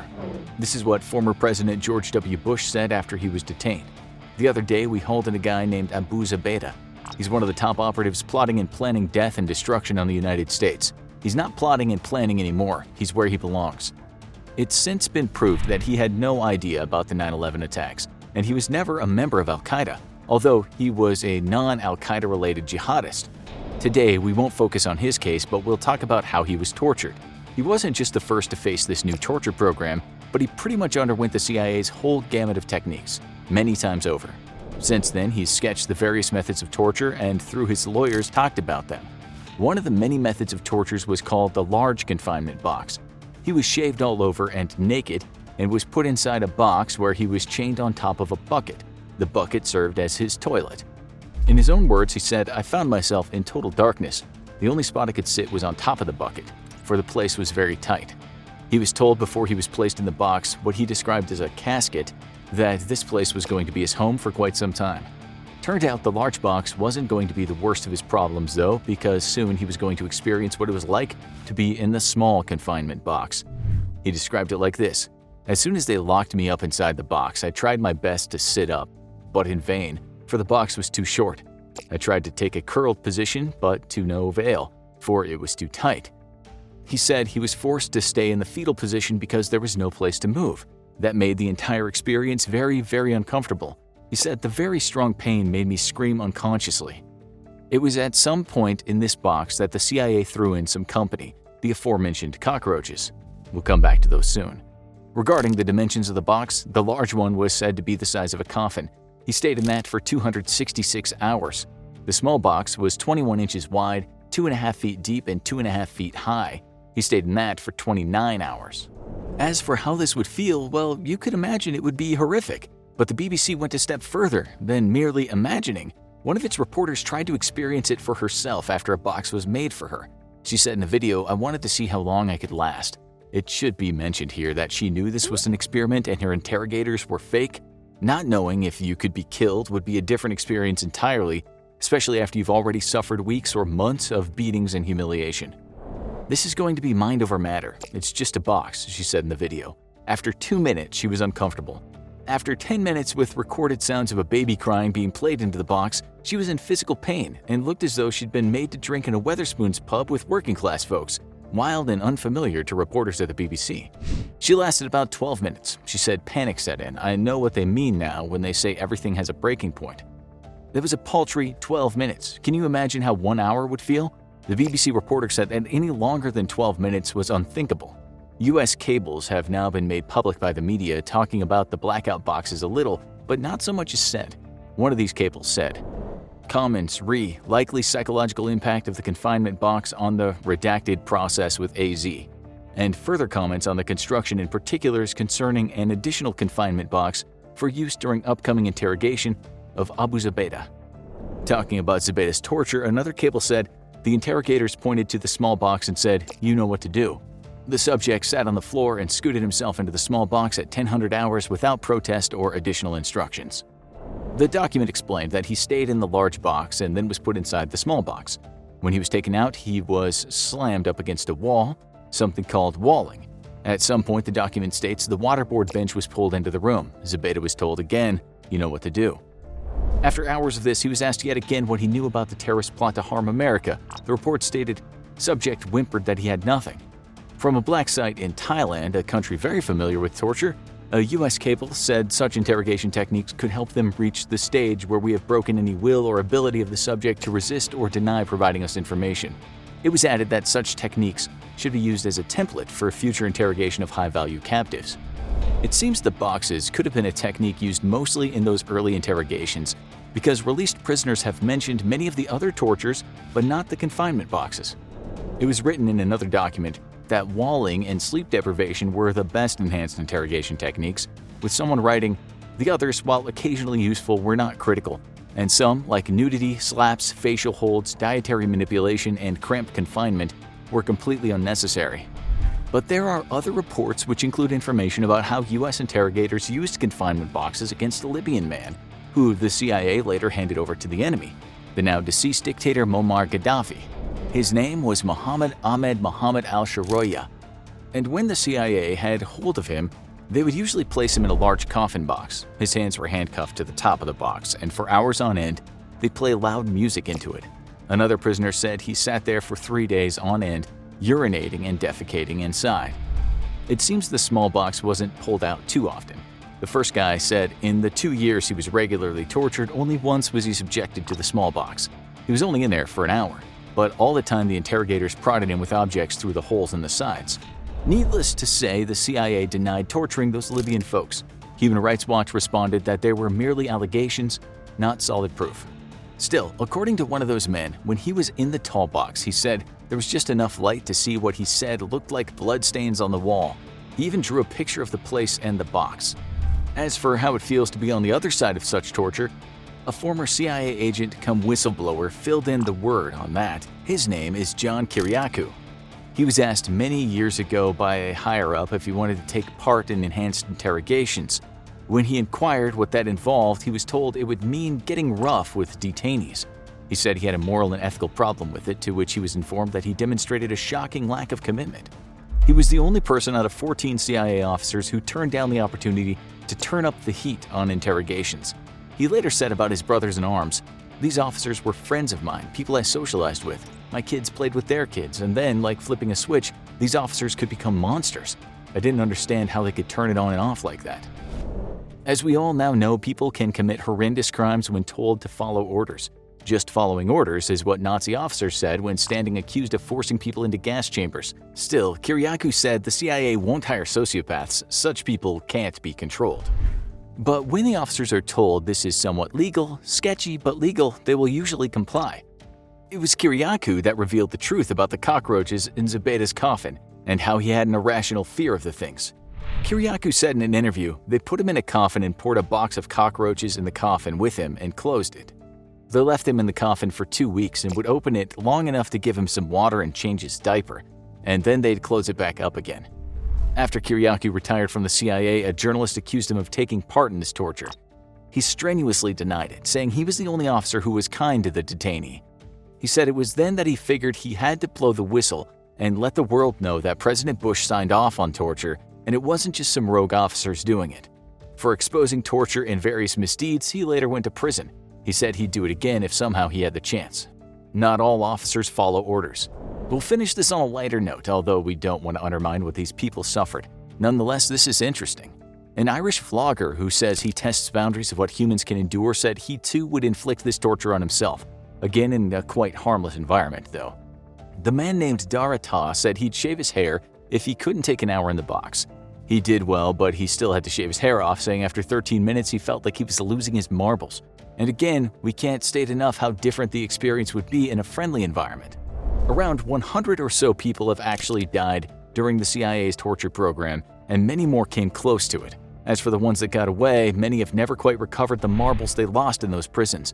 Enduring a pretend enhanced interrogation, while scary, could be compared to playing soldiers in the woods rather than fighting with real guns in a war zone. It's the Middle Ages and you feel like venting some of your frustrations. In those days, there were no such things as social media pages or YouTube comments boxes. So what a person might have done is take a knife and etched their anger into the side of a wooden building. They might have written something like, "Down with the king," or "Satan is my savior." And for that bit of serious vandalism, they would have been in big trouble if it was discovered they were the author of those shocking words. A suitable punishment might have well been coffin torture, and you'll soon see why this was one of the worst punishments ever. Okay, so firstly, we are not talking about premature burial, aka being buried alive. That nasty practice has also been used as a method of execution throughout the ages, but it's not the topic of today's show. We're also not talking about immurement, or what is sometimes called being walled up or walled in.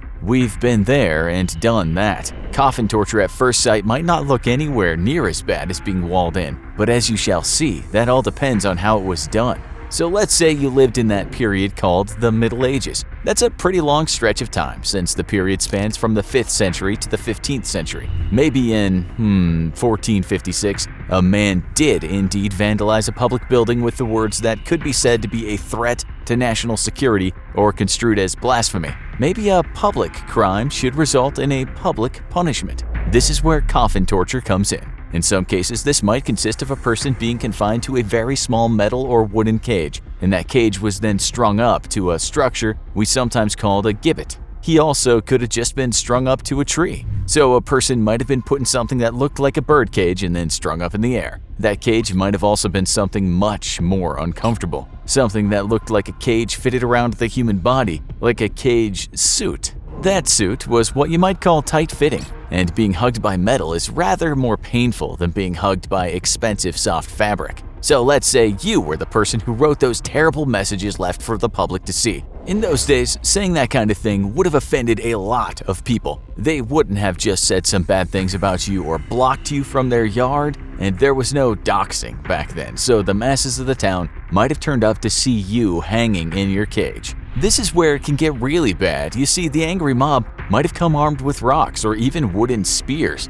and you would have been target practice. After a few hours of being pelted by rocks and sharp objects, the person in the coffin would either have been seriously injured or even dead. This might not have happened though, and let's say that an order had been issued to the public that they should not throw things at the person. That's because there's another kind of torture called exposure. We can tell you that if you were merely dressed in rags or even left naked, a couple of days hanging in a cage in a European winter would have been brutal, if not deadly. A hot summer wouldn't have been very nice either. Some sources tell us that the person would just be left there to die, notwithstanding the weather. It only takes about 3 days without water to kill a person. The dead man or woman might have been left up there while ravenous birds and insects make a meal out of their corpse. Rats are also pretty good at climbing trees, and there were always plenty of them around in the old days. And by God, we can tell you that blasphemy back in the past was one serious crime, as was stating that you weren't that keen on the king. People's freedom of speech, you might say, was somewhat limited. We can imagine at some point in your life you've written something online that could have gotten you killed a few hundred years ago. As for real-life cases, there is the story of the highwayman named John Whitfield, who it said kept part of the English countryside in a state of terror. His death sentence was being chained up and hung from a gibbet. The St. James Chronicle states that this happened on August 12, 1768, and he was just left there to die. One of the most famous pictures of someone strapped inside of a coffin is that of a Scottish man named William Kidd. He was a pirate hunter, but he was said to be something of a savage himself. The authorities, after a while, said this man was not just a pirate hunter, but a pirate himself. The Parliament of England sentenced him to death in 1701. We should say, though, that he was hanged first and then strung up in a cage just so people could see what happened to wrongdoers. 1701 wasn't the Middle Ages, so we guess the English improved their stance on human rights somewhat. Actually, at the time, gibbeting dead men was a bit of a tourist attraction for people who were visiting London.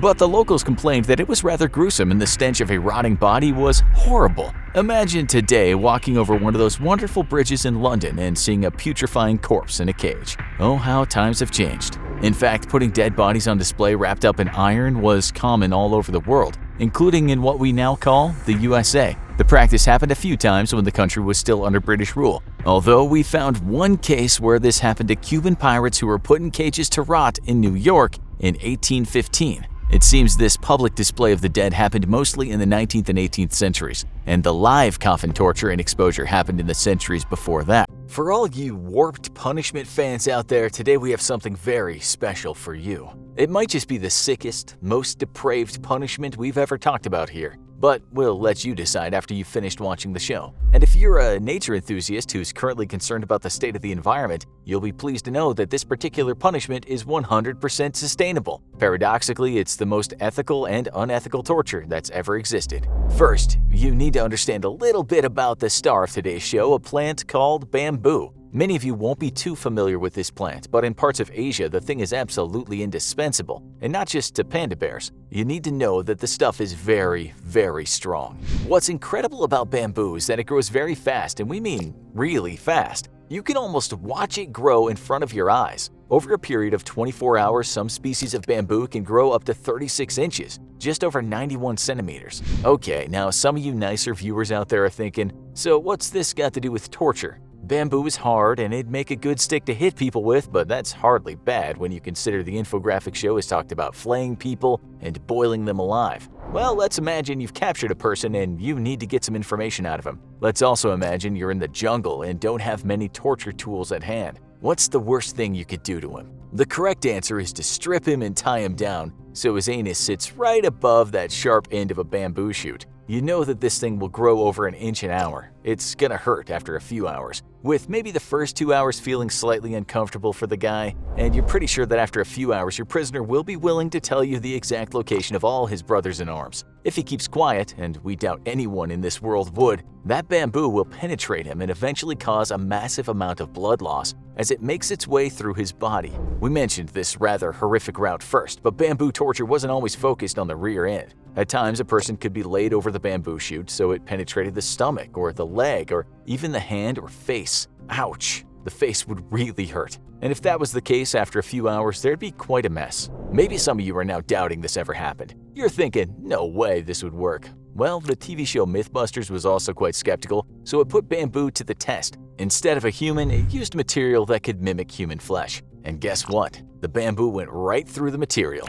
Mythbuster conclusion was, damn, that's one scary plant. Who the hell would do such a thing to another human being? The answer is the Siamese, a culture with a colorful history of torture. In the early 19th century, Siamese soldiers used bamboo torture in what was called the Siamese invasion of Kedah. Siam, by the way, is what we call present-day Thailand. The Siamese, along with another torture-loving country, Britain, invaded what's now called Malaysia. It was a British guy who wrote a book called My Journal in Malayan Waters that talked about this terrible form of torture. In the middle of the book, he calls bamboo palm spears and a formidable lance, going on to say that he felt sorry for the Malaysian folks that were impaled on it. Such are the cruelties perpetrated by these wretched native monarchies, he wrote. For a few pages, it's all about unimaginable torture, including cooking people to death. As for the description of bamboo torture, we think you ought to hear it described by the writer. He said they captured a man and then tied him down on a fast-growing sprout in a sitting posture, so its lance-like point should enter his body and bring on mortification and death by piercing the intestines. In short, a slow mode of impaling.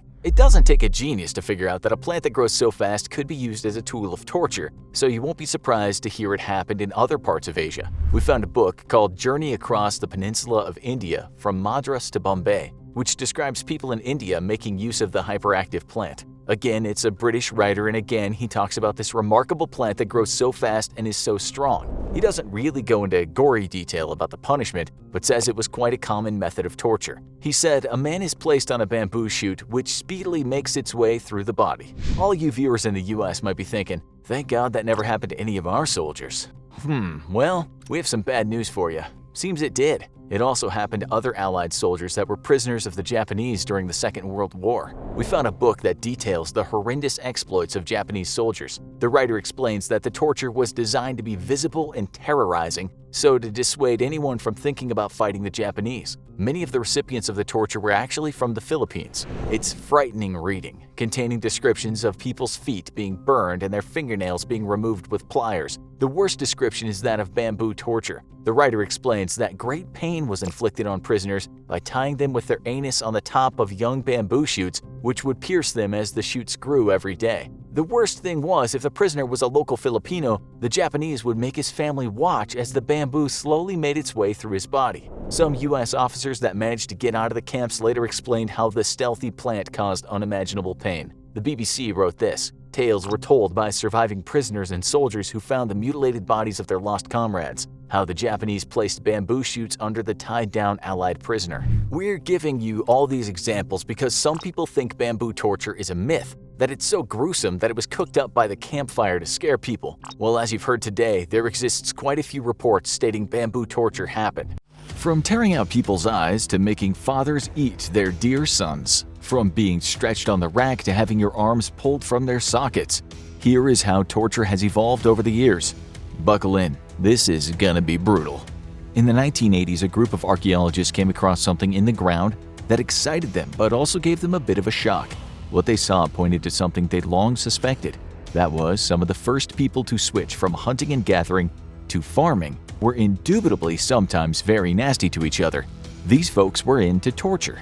For a very long time, various intellectuals had talked about the so-called noble savage. These early societies, they said, were mostly peaceful.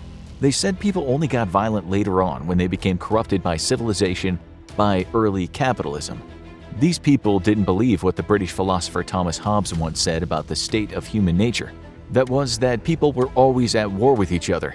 That the natural state of things was pretty damn ruthless. Hobbes was famous for saying life was solitary, poor, nasty, brutish, and short. This was not the kind of thing many people wanted to hear. They preferred the noble savage point of view, that humans are essentially nice and it's the systems they live in that make them cruel and warlike. But what the archaeologists found seemed to suggest that some people in those early days of civilization were not kind in the least. In fact, they were rotten to the core. These people had traveled from what is modern-day Turkey to Central Europe. We now call them Neolithic people, folks who started farming and appreciating modern things such as decorating their pots. They also liked a bit of extreme violence every now and again. We know that because archaeologists found mass graves in both Germany and Austria. The bodies numbered at around 100. But what was strange was that families hadn't been buried together, which was usually the way things happened back then. These folks had just been dumped, it seems, without any kind of ceremony. There had been a massacre. But it was the torture they'd gone through before they died that really shocked the scientists. Adults, male and female, and quite a few kids had their skulls bashed in. But before that final blow, it seems someone had broken their shins. We don't know why, but the archaeologists believe that whoever had killed them had wanted them to suffer as much as possible. We're talking about literally breaking people, whole families. Sure, there's a chance that this is not how things had gone down. Perhaps, said some of the scientists, the families had been smashed up after death. Maybe so, their ghosts couldn't go after their killers. But it remains certain that they had been killed in a very brutal fashion. This is about as far back as torture goes, at least what we know about anyway. After this time of shin breaking, torture really took off, and as you'll see today, it was often very extreme. If you're wondering what actually defines torture, we can look at what the United Nations says about it. It says that torture is any act by which severe pain or suffering, whether physical or mental, is intentionally inflicted on a person for such purposes as obtaining from him or a third person information or a confession, punishing him for an act he or a third person has committed or is suspected of having committed. That is pretty vague. You could say being forced to watch a Justin Bieber concert over and over and over and over again is a kind of torture.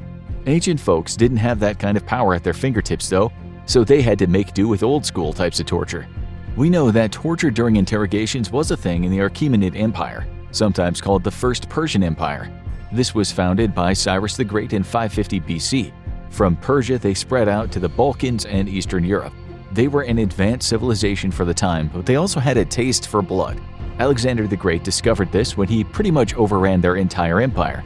King Cyrus was admired by those ancient Greeks, and he was even known for his endorsement of human rights.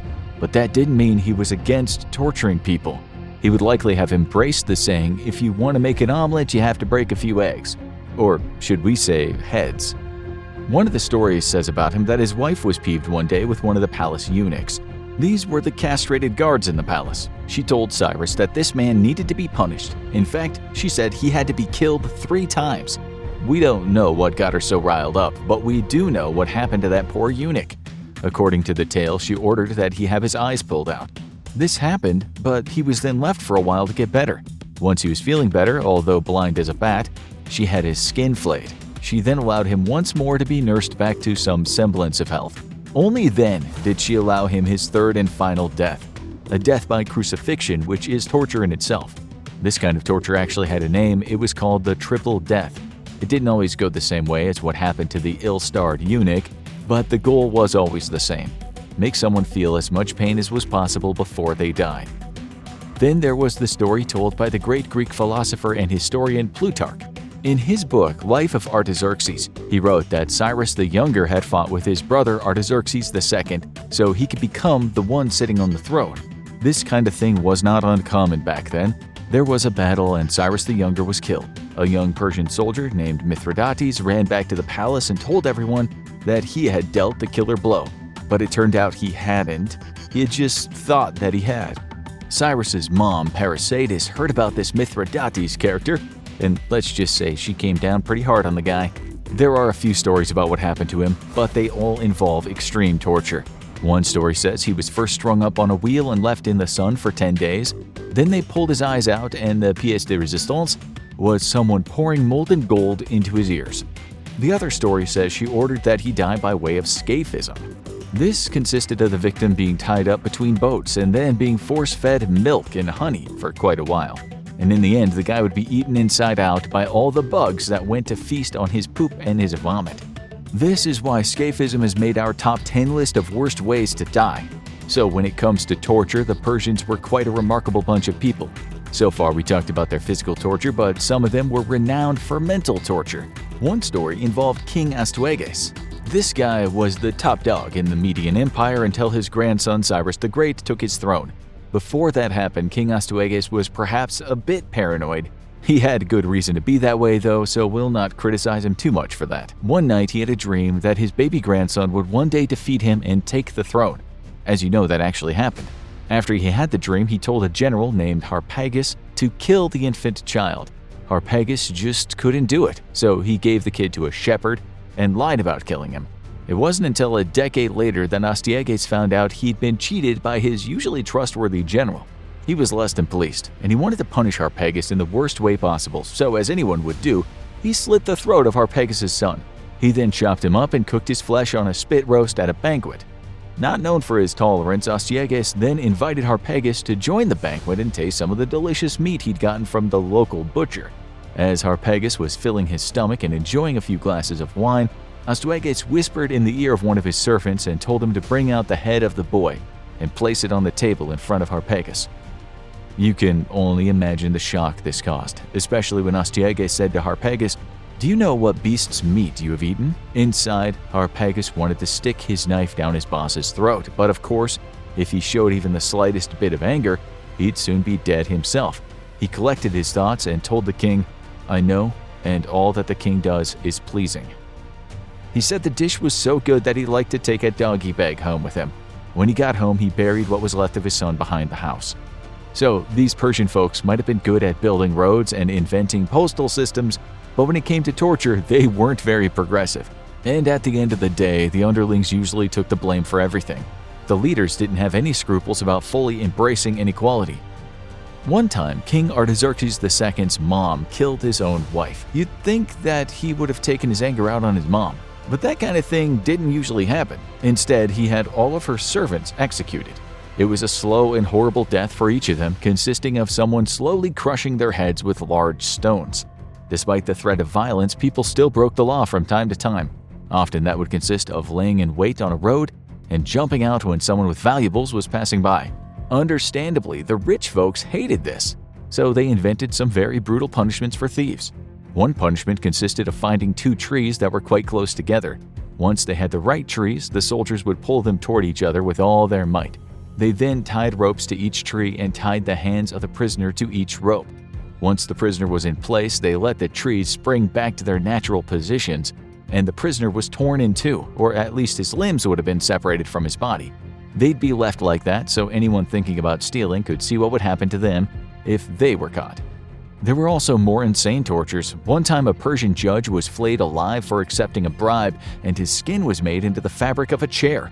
His son was then made the judge, and he had to sit on that chair every day. This was mental torture. Other times, Persian bosses threw people into hot ashes. In one documented case, a queen was upset, and she ordered 12 noble women to be buried alive. No reason was given as to why she did this. According to the ancient Greek historian Herodotus, Amistris, the wife of King Xerxes the Great, ordered 14 children of noble women to be buried alive. But guess what the reason was? Herodotus said it was just because she wanted to show gratitude to her god for giving her a long life. It's hard to imagine what the parents of the kids thought about that, but you can be sure they didn't air their grievances. So torture wasn't always performed to get a confession from someone. It was also used to make an example of someone by administering a slow death, be it either a physical or mental one. It was all about someone flexing their muscle, letting people know who was in charge. Now let's move on from the Persians. The ancient Greeks did it too, but usually only against foreigners and slaves. In fact, in Athenian law, it was stated that if someone should confess, then it had to be a confession wrought through torture.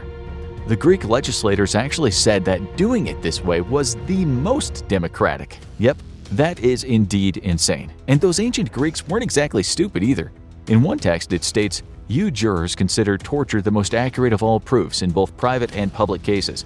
And when slaves and free persons are both available, and you need to discover some fact under investigation, you do not use the testimony of the free persons, but you subject the slaves to torture." The writer said that this is the best and most democratic way to do things, since some free people sometimes lie in court. He added, "No one subjected to torture has ever been proven to speak untruthfully." Well, we think that this guy was way off target with that remark.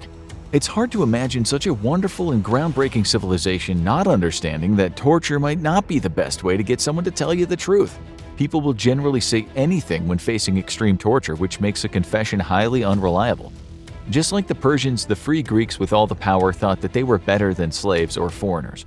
They would laugh you out of court if you could go back in time and tell them they were not superior to those people. The Romans were the same in this regard. Foreigners and outsiders were deemed much less civilized. They were called savages, so when Nero used to tie people to poles and cover them in a flammable substance so he could light them all up and have a big Roman candle show, he didn't think he was doing anything wrong.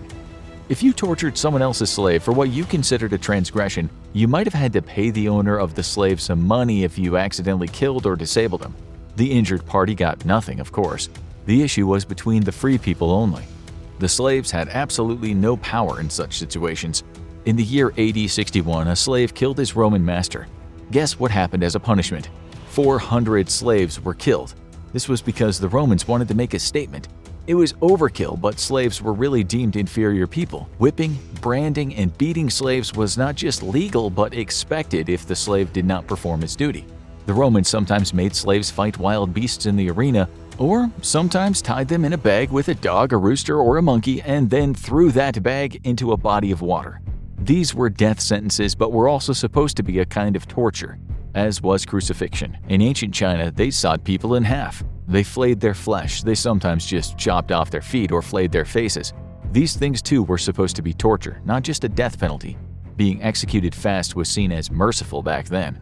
And if the authorities or the ruler wanted to get some information from the condemned, then a slow, painful death could always prove to be useful, or so they thought.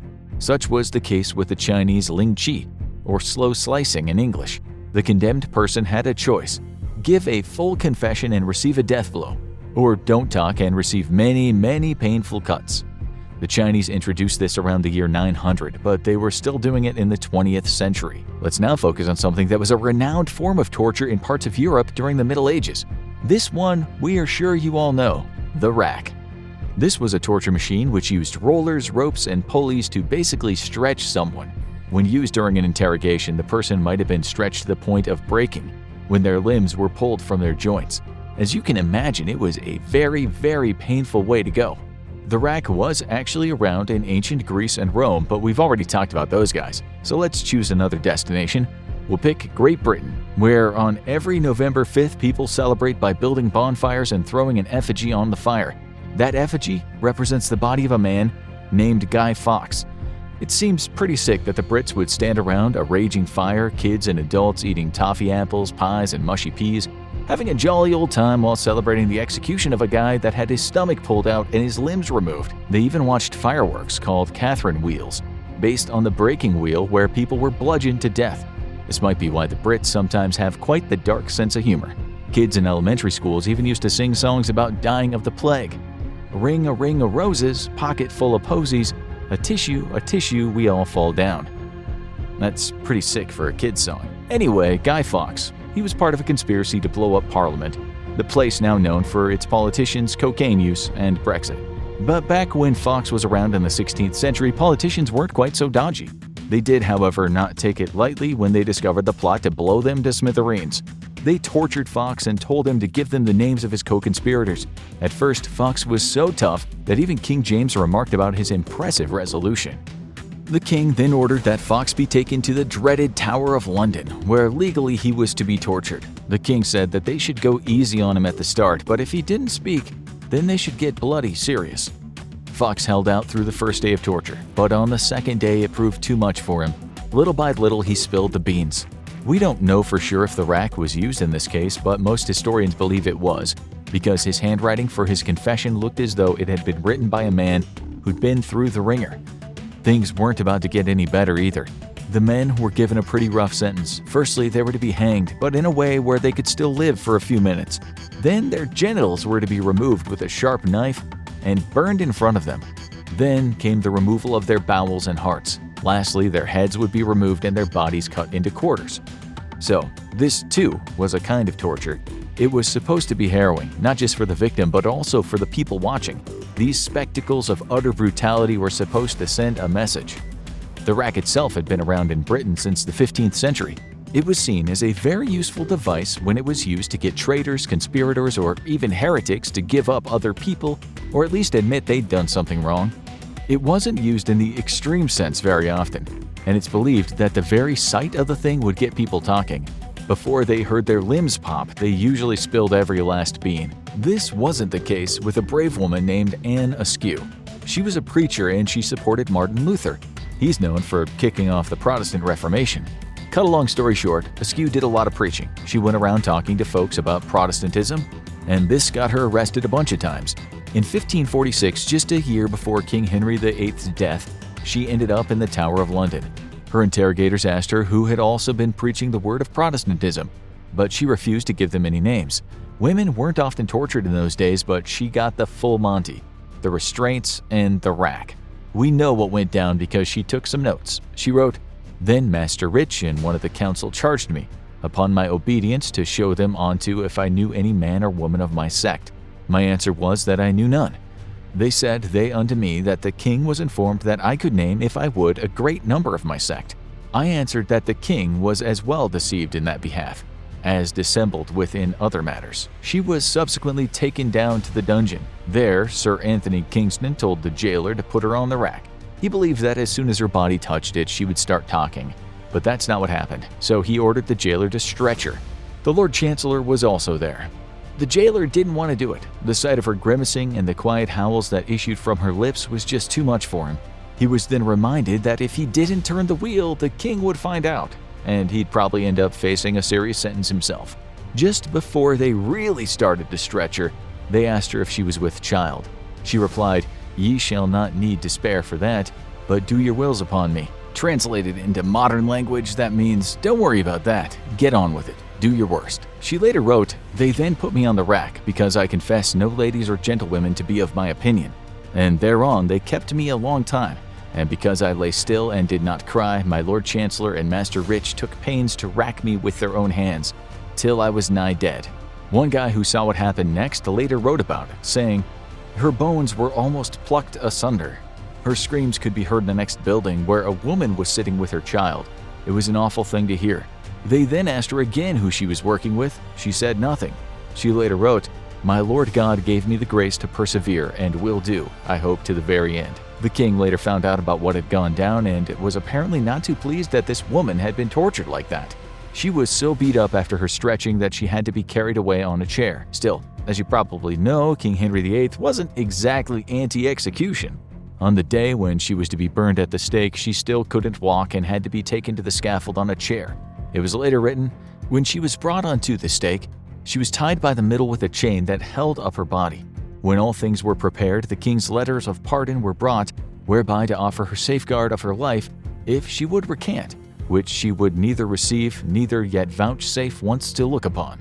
As was often the case in these matters, the executioner tried to make death fast by putting gunpowder around her neck. He then lit the fire, and soon there was an unholy conflagration about her body. Witnesses remarked that she didn't scream until the flames started searing the flesh from her chest. You might now be wondering, did anyone actually die on the rack in Britain? The answer is yes. It happened to one guy named Nicholas Owen. Testament to how unhinged and insane humanity can be at times, he wasn't put on the rack because of his devotion to Protestantism, but because he was a devout Catholic. He was actually a really good stonemason and carpenter, and he used his skills to make hiding places for priests. These were called priest holes. We're sure you might have seen one in a movie or on TV, when a person of a various religion was to hide in a box or a little secret room for whenever the king's men came looking. As someone who was good at making these secret rooms, Owen became a wanted man, especially when rumors got around that he helped a guy escape from prison. Owens was eventually caught and charged with the crime of building those priest holes. At the time, Secretary of State Robert Cecil said, "It is incredible how great was the joy caused by his arrest, knowing the great skill of Owen in constructing hiding places and the innumerable quantity of dark holes which he had schemed for hiding priests all through England." They thought Owen had been hiding folks for years, so with a little help from the rack, they believed they could get him to tell them where all the priests were. They took him to the Tower of London and introduced him to a rack that had been created by a famous priest hunter named Richard Topcliffe. Thing was, Owen was in really bad shape. He was partially disabled after falling from a horse, and he also had a great big hernia, so no sooner than the rackmaster started turning the wheel, Owen's intestines looked as though they were about to explode out of his stomach. Not one to show much sympathy, the rackmaster just grabbed a heavy chunk of iron plating and put that on Owen's stomach. When he was stretched a little more, the hernia bulged out and was sliced by the plate, which didn't end things very well. Owen was soon dead. He was later made into a martyr because if he had squealed about the location of his priests, scores of people would likely have been executed. Around that same time, there was another kind of device that worked in a similar way. This was the strappado. This machine had been called a kind of reverse hanging. That's because men had their hands tied behind their back and then they were pulled up by a rope attached to their wrists. The pain must have been excruciating, especially because the torture almost always dislocated the shoulder joints. It's said that a person could have lifelong injuries from being pulled up like that. So this was just as bad as the rack, if not worse. As you probably know though, being pulled up by your hands when they're tied behind your back doesn't always have to involve a large device. Sometimes people were just hung up by hooks. The Nazis sometimes did this at their concentration camps. During the Vietnam War, some American soldiers were treated to this punishment while they were spending time in a North Vietnamese prison. Something similar might have happened to Senator John McCain when he was captured and tortured during the war. Decades later, CIA operatives did almost the exact same thing when they were torturing suspected terrorists at Abu Ghraib prison. In fact, one prisoner there, named Manadel al-Jamadi, died after being strung up by his wrists. This brings us to the most modern forms of torture, which are not supposed to leave any visible injuries. The psychological aspect now plays a leading role over the physical aspect. Maybe this is progress, but using progress and torture in the same sentence doesn't quite feel right. Codename Cobalt, also known as the Salt Pit. Its official designation is a string of numbers and letters written on a CIA inventory document somewhere. But the 20 men currently held inside have a different name for it, the Darkness. A fitting name given that once you enter this place as a prisoner, you will not see light again for the duration of your stay, if you survive. It was once a brick factory located just north of Kabul, but soon after the American invasion of Afghanistan, the abandoned property was quickly seized by the CIA. At the time, the Central Intelligence Agency was still reeling from the catastrophic intelligence failure of September 11, 2001, possibly the worst failure of any intelligence agency in history. The pressure on the CIA to prevent a future attack was intense, but Al-Qaeda and associated terror groups were notoriously difficult to penetrate with human agents. Motivated by ideology, not greed or even political desire, jihadist terror groups had proven quite difficult to gather human intelligence on. Normally, the CIA and its incredibly deep pockets could bribe greedy or disenfranchised enemy agents, but the strict religious fundamentalism of Al-Qaeda and associates made this tactic extremely difficult and not very productive. If another major terror attack on the United States was to be prevented, they would need to get their intelligence another way. That left interrogation, and there were soon plenty of individuals with knowledge of the inner workings of Al-Qaeda to work with. Experience in Vietnam had proven to the CIA that physical torture was largely ineffective at providing good intel. These findings were backed up by leaked KGB intelligence reports. The Russians, fond of physical interrogations, had discovered a similar lack of effectiveness in using physical torture to extract actionable intelligence. Plus, it was a bad look for the CIA and America. The United States was the injured party here. They were supposed to be the good guys. Torture was unacceptable. But enhanced interrogation techniques? Well, if it didn't leave a mark or cause permanent physical harm, it couldn't possibly be torture. Within a month of opening, the Salt Pit was already at maximum capacity. The road to the Salt Pit began almost a year earlier, with psychologists Bruce Jessen and James Mitchell writing a paper entitled Countermeasures to Al-Qaeda Resistance to Interrogation Techniques. Recognizing that high-risk Al-Qaeda operatives would be trained to resist torture and interrogation, Much like many Special Forces soldiers, Mitchell and Jessen drew out an outline for recognizing when a detainee was using active resistance techniques in order to thwart attempts to interrogate them for intelligence. The duo's insight was gleaned from the reading of what had become known as the Manchester Manual, an Al-Qaeda training manual discovered during a police raid in Manchester, England, which outlined techniques for resisting interrogations. These techniques included things like rehearsing and sticking to a single story, requesting a lawyer, complaining about prison conditions to authorities and the media, asking for constant medical attention, and reporting that one had been subjected to torture. The two put together a PowerPoint presentation and marketed it directly to the CIA. The CIA seemed to like what the two were selling and soon invited them for more in-depth discussions about their strategies to break Al-Qaeda resistance training on future captives. Waterboarding, walling, sleep deprivation. The dynamic duo had plenty of ideas the CIA was more than ready to adopt. Initially, Mitchell and Jensen insisted that they did not include any physical techniques or anything that would be inconsistent with the Geneva Convention on the treatment of prisoners. However, as pressure to get actionable intelligence mounted, the two quickly began to think about ways of ensuring that they could get good intel out of detainees. The conversations quickly took a turn toward what would infamously become known as enhanced interrogation techniques, things that were allegedly not torture simply because they did not leave long-lasting physical harm. Discussions also turned to moving detainees to facilities where they would be out of the reach of the Red Cross, and both American and international observers meant to ensure good treatment of detainees. Using a CIA black site in Thailand, Mitchell and Jessen began to gather data for the operation of their very own detainment site in Afghanistan. The test subject was, among others, Abu Zubaydah, a known terrorist operative with links to senior Saudi Arabian officials. Zubaydah's interrogations were closely monitored by Mitchell and Jessen, who approved of the use of enhanced interrogation techniques. These included frequent walling, or when a detainee is forcibly slammed against a wall repeatedly on their back, an all-liquid diet, the use of stress positions, a whopping 83 waterboardings, slapping, choking, and gut punches, sleep deprivation, forced nudity, and confinement in very small boxes with no interior lighting. At one point, when the interrogators discovered that Zubaydah was afraid of cockroaches, they filled his confinement box with the insects and left him locked inside for hours. The interrogation techniques seemed to work, though what actionable intelligence was gathered is unknown and still remains classified. However, Mitchell and Jessen observed that after a few weeks, the initially defiant Zubaydah was left a whimpering mess who crawled inside his confinement box without question or protest when told by a guard, "You know what to do."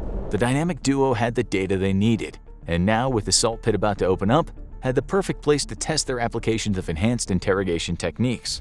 The goal was simple: break a subject down psychologically so they would comply with the request for information. To do this, detainees would be reduced to a psychological state of complete dependence on their interrogators, reverting an individual to an almost childlike state. Various techniques would be employed to achieve the desired effect. Immediately upon being transferred to the salt pit, a detainee had a sandbag secured over their head. This disoriented the individual and introduced them to the world of perpetual darkness that was to be their home for months, even years at a time. From the moment that sandbag went on their head, the only other light the detainee would see would be from a guard's flashlight or the bright lights of an interrogation room. The salt pit held enough cells for 20 detainees. The cells lacked beds, chairs, or desks, or furniture of any kind. Instead, a detainee was dragged inside and immediately shackled to a steel ring cemented onto the cold concrete floor. Except for when being removed for a medical examination or to be interrogated, the detainee would remain shackled to the steel ring 24 hours a day, 7 days a week. Individuals who were uncooperative could be short-chained or chained with such little slack that they'd be unable to stand up. These, however, were the lucky detainees, as particularly unruly or uncooperative subjects would be placed into 4 of the special cells with steel rings fastened high up above the detainee's head. These individuals would be chained with their arms up, often in such a way that they would be forced to stand on their tiptoes. This was only supposed to be used for a short bounce at a time, but an investigation into the salt pit would reveal that some detainees were held like this for days. Not only was this incredibly physically uncomfortable, but could cause serious long-term damage to the arms and back. Neither the cells nor the facility had any bathrooms for detainees to use. Instead, individuals in the upright sleep deprivation cells were outfitted with diapers, which would often be their only item of clothing, as they would be forced to strip nude for the duration of their stay. Some prisoners got to keep their shirts, but nobody got pants, socks, or even shoes. When diapers weren't available, prisoners would have diapers improvised by the guards, with duct tape being a common construction material. Other times, they would simply do without, and prisoners would relieve themselves on the floor of their cells. A cold water hose would be used to clean them and their cell up. For the well-behaved prisoners in the 16 other cells, their bathroom was a plastic bucket. In the summer, heat would rise to well over 100 degrees inside the dark facility, but prisoners could be kept from suffering heat stroke by a simple rinse of the hose and lots of hydration. It was in winter, though, that the facility became truly torturous, as detainees were forced to sit on the freezing concrete, almost completely nude, in temperatures as low as 31 degrees Fahrenheit. Hypothermia was constant during winter months, and even led to the death of Gul Rahman, a suspected jihadist discovered dead in his cell with the temperature at 32 degrees. While in their cells, prisoners would be blasted with constant music or other noise over a stereo system set to max volume. This actually was not part of Mitchell or Jesson's outline, but instead was improvised by the prison facility manager, and shows the cowboy attitude of the CIA in the treatment of detainees at the start of the war in Afghanistan. Uncooperative inmates would be denied food, or perhaps placed in an all-liquid diet that gave an inmate all necessary nutrients for life, but left the subject perpetually hungry and uncomfortable, with bouts of diarrhea that only added to the discomfort. When it came time to gather information, if a prisoner still resisted, the CIA resorted to more direct measures of encouraging cooperation. This would include the use of waterboarding, which places a detainee on a large slab that's then tilted so the feet are lifted above the head. A towel or piece of plastic is then placed over the inmate's mouth and nose, and a continuous stream of water, perhaps from a pitcher or a hose, is then washed over the inmate's face. The effect very closely simulates drowning, and even hardened intelligence agents typically have a hard time lasting more than a few seconds. Other techniques would involve physical holds that place the prisoner in extremely uncomfortable positions. Often a prisoner's limbs would be stretched out in a way that was incredibly painful, but by releasing after a short time, no lasting harm would be done to the prisoner. One particularly painful technique known as facial holds involves the manipulation of facial features such as the nose and ears in ways that cause extreme pain. In between techniques, prisoners were often walled or slammed into a wall on their back with great physical force. The effect forces the air out of their lungs and often leaves an individual dazed or stunned, and can be very physically disorienting. Next, prisoners could be iced or forced to lay nude on sheets of plastic which were then raised to form a sort of bowl where the prisoner rested in the center. Then, ice-cold water would be blasted over the prisoner from a hose, causing great discomfort and hypothermia. The nudity extended outside of icing, though, with prisoners often kept in states of undress so as to cause great humiliation to them. Thus, they were rarely afforded any clothes. Perhaps one of the most damaging techniques, however, was cramped confinement. In this technique, an individual would be forced inside a small box. The detainee would be forced inside either on their side or on their hands and knees, and the box would be too short for them to stretch out fully or stand up straight. The interior of the box would have observation slits, which would be used by guards to check on the prisoner, but when shut, would allow no light inside. Officially, prisoners were restricted to only a few hours at a time of confinement, but in at least one case, a prisoner was left inside for more than a day. As with Abu Zubaydah, foreign objects such as insects would be placed inside the box to add to the discomfort and terror. Music would also be blasted into the box from an attached stereo, with everything from Metallica to death metal and even Barney the Dinosaur's theme song, achieving great effect in creating psychological stress. Under a directive to avoid causing long-term physical harm, enhanced interrogation techniques were widely adopted by the CIA at the start of the war. However, within a year, Mitchell and Jessen were soon falling out of favor with the CIA for their own hubris and unwillingness to adapt their techniques after concerns were raised over their effects by other CIA officials. Eventually, they were removed entirely from the interrogations program, and an internal review of their procedures ordered by the CIA. Subsequent reviews found that the duo's techniques were often unnecessary and their effectiveness at providing actionable intelligence severely questionable. Eventually, in 2006, the CIA struck 4 enhanced interrogation techniques outright from its approved list and reviewed how others were applied. By then, Mitchell and Jessen were no longer working on interrogation techniques. And to add insult to injury, Mitchell himself would later claim that out of all the EITs used on detainees, only sleep deprivation and walling were necessary to properly condition a subject for questioning. A man screams wildly as he's dragged up the Acropolis steps by 2 soldiers and thrown at the feet of King Phalaris. The tyrant looks down at the weeping man and shakes his head. The prisoner has done nothing wrong except speak out against the mad king of Akragas. You've been sentenced to death for your actions. My rule shall not be questioned, Phalaris says with disgust. He points to a large metallic creature resting on a platform. Throw him in the bull, Phalaris signals to the guards. I want to watch the beast come alive with the screams of this traitor. This is the story of one of the most barbaric and painful torture devices ever created, the Brazen Bull.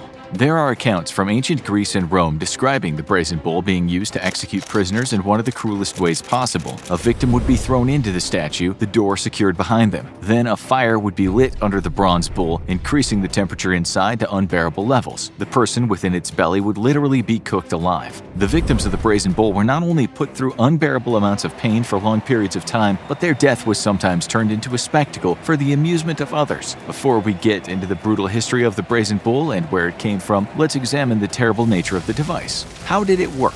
What would it be like to be inside the belly of this bronze statue when a fire was lit underneath? In a word, excruciating. You would be literally roasted to death, while your screams escaped through tubes of the metal beast, making your pleas for help sound like the bellowings of a bull. But if you really want to know what it's like to be tortured to death in the belly of a brass beast, then let's follow one unlucky man along his hypothetical journey into a brazen bull. Alexander lives in ancient Acragas, a city in what would one day become Sicily. He's a young philosopher who's just finished his studies with one of the greatest academics in the Greek Empire. Alexander celebrates with a group of scholars. They drink wine and sing songs about ancient heroes and odysseys. He leaves the party ready to begin his journey to educate the masses. But first, he meets up with the love of his life for a romantic evening. He met Lyra while watching a play at the local amphitheater. She was beautiful, intelligent, and witty. The moment Alexander spoke to Lyra, he fell in love. From then on, they spent every free moment together, and in a few days, Alexander planned on asking Lyra to marry him. Unfortunately, destiny had other plans for this Greek philosopher. The next day, Alexander walks through the city streets talking to anyone who will listen. His teachings have centered around equality and representation for every class of citizen in the governing of Acragas. Unfortunately, the rule of Phalaris, the tyrant controlling the city, has been a brutal one.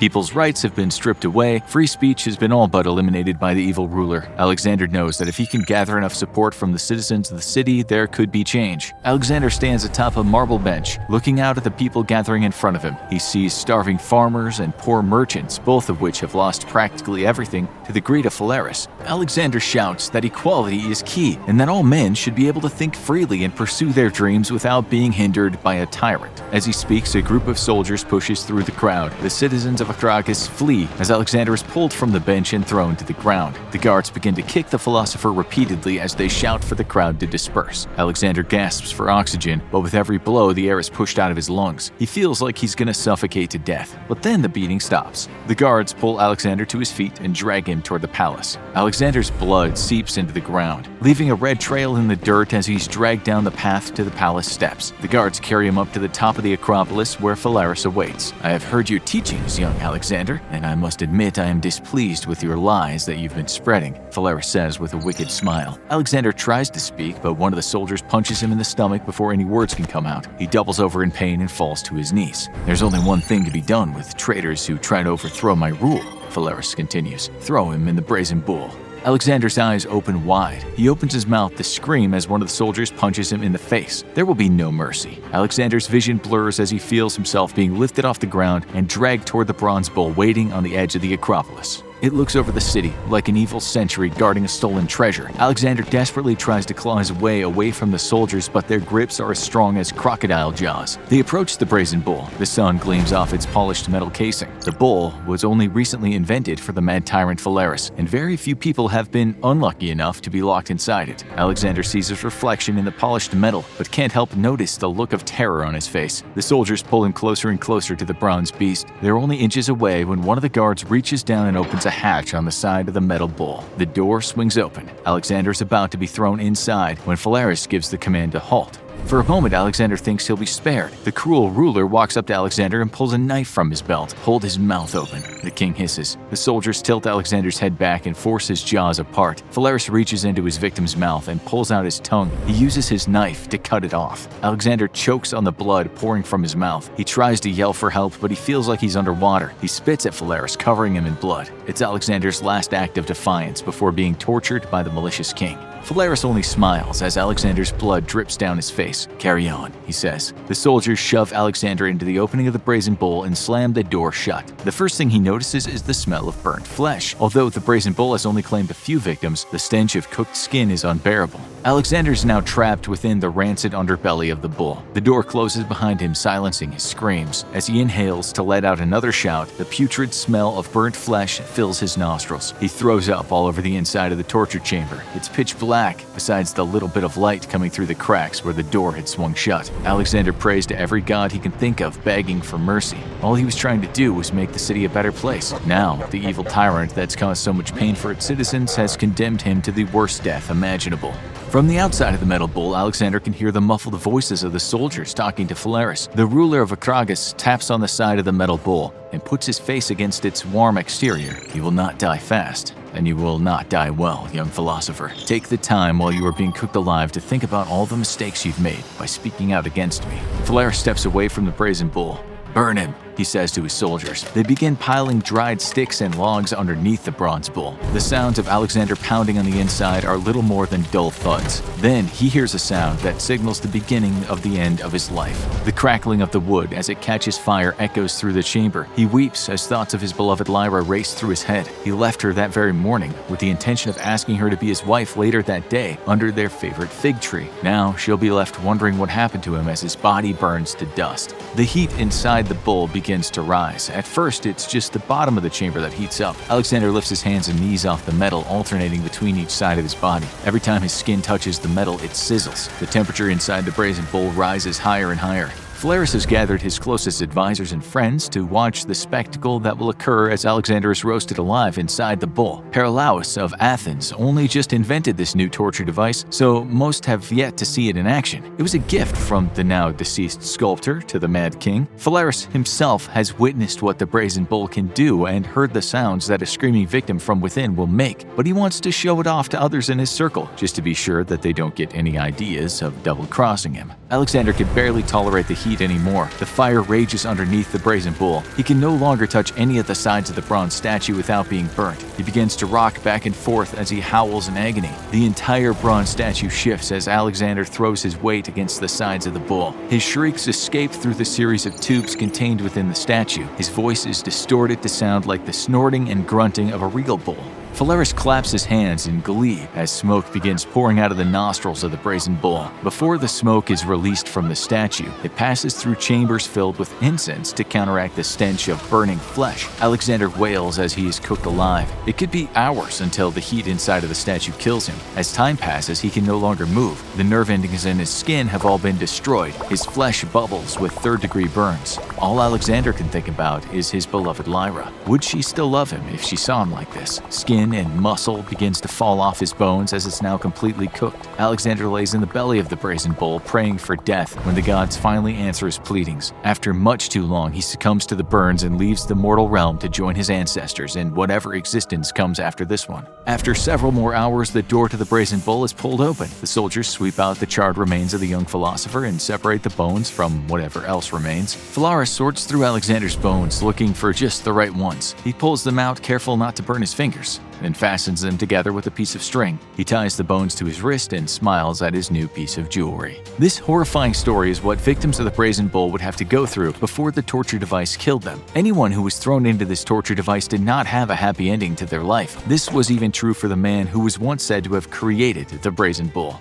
What we know about the brazen bull of ancient times comes mostly from the writings of Greek historians. Diodorus Siculus mentioned it in his Bibliotheca Historica, which tells us about Paralaus of Athens, who invented the brazen bull for Phalaris as a way to execute criminals. The Bibliotheca Historica was completed sometime around 36 BCE, which was several hundred years after Phalaris and Paralaus lived. As the story goes, Phalaris the tyrant was amazed and loved the concept of the brazen bull, but he had doubts if it would actually work. Being the awful guy that he was, he asked Paralaus to climb inside and shout into the tubes so he could hear what the contraption would sound like when a victim was inside. When Paralaus climbed into the bull, Phalaris slammed the door shut behind him. He did not just want a mock demonstration, he wanted the real thing. He ordered his men to build a fire underneath the brazen bull while its inventor was inside. The flames rose, and with them, the temperature inside the bronze bull did as well. Paralaus began to scream at the top of his lungs. He was being cooked alive in the very bronze bull that he had created. Here he was, a great sculptor that had made a magnificent contraption for his king, and now he was going to die. The sculptor slammed his body against the sides of the torture device. The bull rocked back and forth, giving it the illusion of being alive. When Paralaus screamed, the tubes within the bull turned his human shrieks into the sounds of a bull. Phalaris was impressed. He loved his new execution device. Before Paralaus died of being cooked alive, Phalaris opened the hatch to the Brazen Bull and pulled him out. He praised Paralaus on what a good job he had done as the inventor lay on the ground in agony, smoke rising from the melting skin on his body. It's not entirely clear what happened next. Some accounts state that rather than letting the Brazen Bull kill Paralaus, Phalaris brought him to the top of a nearby hill and threw him off it. It seems like an odd choice, as if Phalaris wanted to kill the sculptor, all he had to do was leave him in the bull. But as you can probably tell, Phalaris was a monster and might have had no rational reason for his actions. Regardless of how the Brazen Bull actually came about, or if Phalaris really did kill its inventor, the fact remains that the torture device creates one of the most painful experiences anyone could go through. Being slowly cooked alive comes with all kinds of nasty consequences, even without the fact that you are stuck all alone in a dark chamber while people outside laugh with glee as your screams are turned into the sounds of a bull. This device would be a terrible way to go. The anticipation of what was to come would instantly send the body into a panic. It would become hard to breathe, not because there wasn't enough oxygen in the bull, but because the victim would become hysterical. Once the fire was lit, it would only take a few moments for the bottom of the bull to become too hot to touch. But since there would be nowhere for the victim to go, they would immediately begin burning whatever part of their body was in contact with the metal statue. The inside of the brass bull likely reached somewhere around 600 degrees Fahrenheit, which wouldn't be hot enough to cause someone to burst into flames, but would certainly be hot enough to cook them alive. Like any type of meat that is cooked in an oven, the muscles and cells began to denature,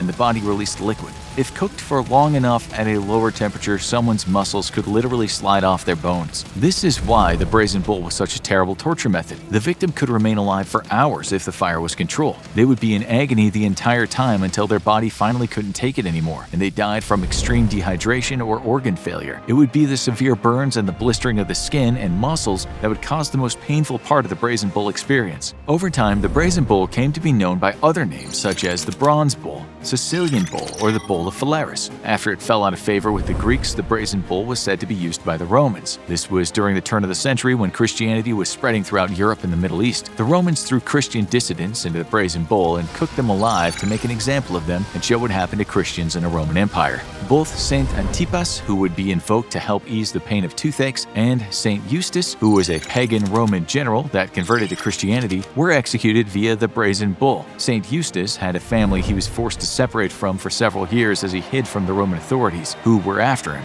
He eventually returned home only to be captured and then cooked alive inside the Brazen Bull. The worst part was that the Romans also put Eustace's family into the belly of the bull with him, and they were all roasted together. Ironically, when we go back and look at the writings of ancient Greek historians, there are some stories that state Phalaris himself was roasted alive inside of one of his own Brazen Bulls. Perhaps the people of the city of Akragas had become so fed up with their tyrant ruler that they revolted, removed him from power, and threw him into one of those torture devices. This would have been a fitting end for an evil tyrant who had been so eager to use the Brazen Bull on others. Hello, darkness, my old friend, thinks the prisoner who hears the bolt on his cell door unlock. It's time to be tortured again, and it's gonna be beyond horrible. But this prisoner doesn't have any cuts or bruises on his body. In fact, after the torture, he's gonna look just fine. Still, what for the country that's detaining him is standard operating procedure is hell on earth for him. One thing's for sure, is he really hates the Rage Against the Machine song, Killing in the Name of. This song was one hit on the CIA Tortures playlist. Other songs on that playlist were Metallica's Enter Sandman and Barney the Purple Dinosaur's I Love You. They were all part of what's called no-touch torture, along with things such as sleep deprivation. Maybe now you're thinking, but I love those songs. You'd like nothing more than to do a very bad rendition of Killing in the Name of at your local karaoke spot. That might be true, but if you play that song at an extremely loud volume over and over again, it'll become torturous at some point. And that's exactly what the US did to suspected terrorists at some of its human rights violating detention centers in Iraq and Afghanistan. It was no big secret either. Sergeant Mike Hadsell of the US Psychological Operations Company was quite open about how he and others used loud music to torture prisoners. This was done to break the will of prisoners that wouldn't talk, if indeed they had anything to say. Many innocent people ended up hating Metallica. It was explained that the reason heavy metal was often chosen was not because it's generally damn noisy, but also because it might offend the prisoners' cultural and religious beliefs. Basically, they were exposed to sounds that made them think, what on earth is that awful racket? The CIA also used TV programs such as Sesame Street. You heard that right. Big Bird and the Count, after years of entertaining kids, evolved into weapons of torture torture deemed by activists to be violations of human rights. Hatzel explained some more about how it worked. He said these people haven't heard heavy metal. They can't take it. If you play for 24 hours, your brain and body functions start to slide. Your train of thought slows down and your will is broken. That's when we come in and talk to them. It still seems a bit weird, but apparently it works, even the kids' TV stuff. This is what one US operative told Newsweek. In training, they forced me to listen to Barney I Love You song for 45 minutes. I never want to go through that again. Compared to other kinds of torture, the US has said even though it drives people up the wall and breaks their will, it doesn't have any long-term devastating psychological effects. Still, that's probably best answered by the prisoners. One of those prisoners told Amnesty International that he was kept awake with loud songs for a period of 4 days, even though the very mention of Barney will always elicit a laugh. Can you imagine that short song being repeated at an extreme volume for 4 whole days? He was innocent too. Amnesty said, "It's a very difficult line to draw between what constitutes discomfort and what constitutes torture." People have actually undertaken studies on music torture. It's sometimes called futility music because it's supposed to tell the victim that any kind of resistance to the music is totally futile. It's gonna play and play until you break. Just imagine it right now, you trapped in your bathroom with a speaker on the wall, blaring out some strange song you hate, not for an hour, but for days. Torture goes back long before the hellholes in Guantanamo and Abu Ghraib came about. Many years before the US sent alleged terrorists around the bend with Eminem's Real Slim Shady and the Meow Mix theme song, they dabbled in Van Halen. When the US invaded Panama in 1989, its leader Manuel Noriega hid in an embassy. Operatives wanted to get him out without causing too much damage. Outside the embassy, they blasted Van Halen's song Panama, and for days on end also played the Howard Stern show among other sounds most of us are familiar with. Noriega lasted a month and then handed himself in. You have to ask if it was the music that did it. According to The Guardian, it was. The newspaper wrote that Noriega couldn't handle the sanity-destroying power of mall rap music. The article explained that General Mad Max Thurman ordered the embassy to be surrounded by loudspeakers. There was nowhere to hide. Since it was December and we expect the US troops were in a good mood, the first songs played were all Christmas tunes. Things took a darker turn when Deck the Halls was replaced by Billy Idol's Flesh for Fantasy and Welcome to the Jungle by Guns N' Roses. After Black Sabbath's War Pigs kicked in, Noriega was on his last legs, but it was the mall music that broke his will. It doesn't always work though. The people holed up at Waco during the tragic siege were assaulted by torture music from the FBI. They didn't get much classic rock though. Instead, they were pelted with bugle calls and Tibetan chants. They also got some soft rock from Barry Manilow, which admittedly could be deemed a breach of human rights. Cult leader David Koresh hit right back, plugging in some speakers and playing music back at the FBI. He also got his band together and played some tunes. According to one of the hostage rescue team workers, he had his little band in there and all of a sudden he starts playing and we were 200 plus yards away and we had to yell at each other to hear. And it went on for several hours. It might not have worked at that time, but according to a document written by the FBI, it usually does. That document said it would take 4 days to break someone doing an interrogation, 16 hours with lights and music on, and 4 hours off. The off part is important too, because you want to give the person a sense of relief, only for the dreaded music to start up again. With this in mind, we think there was a missed opportunity in not using Simon & Garfunkel's Sound of Silence. Imagine when the victim or victims hears the words, "Hello darkness, my old friend, I've come to talk with you again." We shouldn't make fun though, seeing as the music in Iraq often came with other nasty punishments. Amnesty said former prisoners told them that methods including prolonged sleep deprivation, beatings, prolonged restraint in painful positions, sometimes combined with exposure to loud music, prolonged hooding, and exposure to bright lights. You can only imagine what it's now like for those former victims when they hear one of the songs that were played in a loop. The question is, can this trigger a kind of panic attack related to post-traumatic stress disorder? If you've read the book A Clockwork Orange, you'll know that the bad boy at the center of the book, named Alex, is tortured with sounds and images. His ordeal makes him later unable to listen to Beethoven's Ninth Symphony without going a bit crazy. Later on, he gets locked in a room with that song playing. Talk about ultra-violence. Back in the 1960s and 70s, the Greek military junta used music torture against activists. Years later, some of those activists told the European Court of Human Rights it was played continuously in high volume or employed in the form of forced singing. Music served as another way through which subjectivity was targeted and traumatized. Just how common it is, we can't say, but it's likely still used around the world today. In fact, bands such as Britain's Massive Attack have teamed up with Rage Against the Machine in trying to stop the military using songs as torture. Trent Reznor of Nine Inch Nails and Metallica's James Hetfield have also criticized music torture. The latter said this in an interview, "It's the relentlessness of the music. It's completely relentless. If I listened to death metal bands for 12 hours in a row, I'd go insane too. I'd tell you anything you wanted to know." We don't think he was kidding. As for that guy that created the Barney and Friends tunes, Bob Singleton, he said he was surprised that the music he'd made for children ended up breaking the wills of men kept in cages. His exact words were, "A song that was designed to make little children children feel safe and loved was somehow going to threaten the mental state of adults and drive them to the emotional breaking point? Okay, but just how bad is it? If you want to know that, you really have to ask someone who's been tortured with children's songs and heavy metal. Thankfully, one former detainee at Guantanamo named Ruhal Ahmed spoke out. What he said might surprise you. He said he could handle being beaten up because with the physical stuff he knew what was coming and how long it would last. It hurt, but it didn't break him. He said you can prepare yourself for that, but you can't when it comes to stuff like music torture. Here are some of his own words. Later on, from the end of 2003, they introduced the music and it became even worse. Before that, you could try and focus on something else. It makes you feel like you're going mad. It's very scary. After a while, you don't hear the lyrics, you only hear heavy banging. Another guy named Binyam Muhammad, who was also detained in Pakistan, said he got both the physical stuff and the mental stuff. They hung him up for hours by his arms, which was very painful. He stayed like this in the dark for a long time when they played songs by Dr. Dre and Eminem. You can only imagine what this would be like if it was mixed with the torture of total silence. It usually comes under the term white torture. In this will-breaking program, victims will usually be locked in a room that is soundproof, so much so that the silence starts to drive them mad. It's made worse by the fact that the cell is all bright white, every bit of it. In some cases, all the prisoner might get to eat is white rice. Their whole world is white, and the guards are careful not to make a noise by wearing padded shoes. Even all the surfaces are really smooth. By doing all this, a prisoner has his senses taken away besides what he can sense from his own body. Human rights activists have said that some people are kept like this for so long that they start to hallucinate and even suffer bouts of psychosis. One former prisoner explained exactly what it was like to Amnesty International. His name is Amir Fakhravar, and this is what Amnesty said he told them. His cells had no windows, and the walls and his clothes were white. His meals consisted of white rice on white plates. To use the toilet, he had to put a white piece of paper under the door. He was forbidden to speak,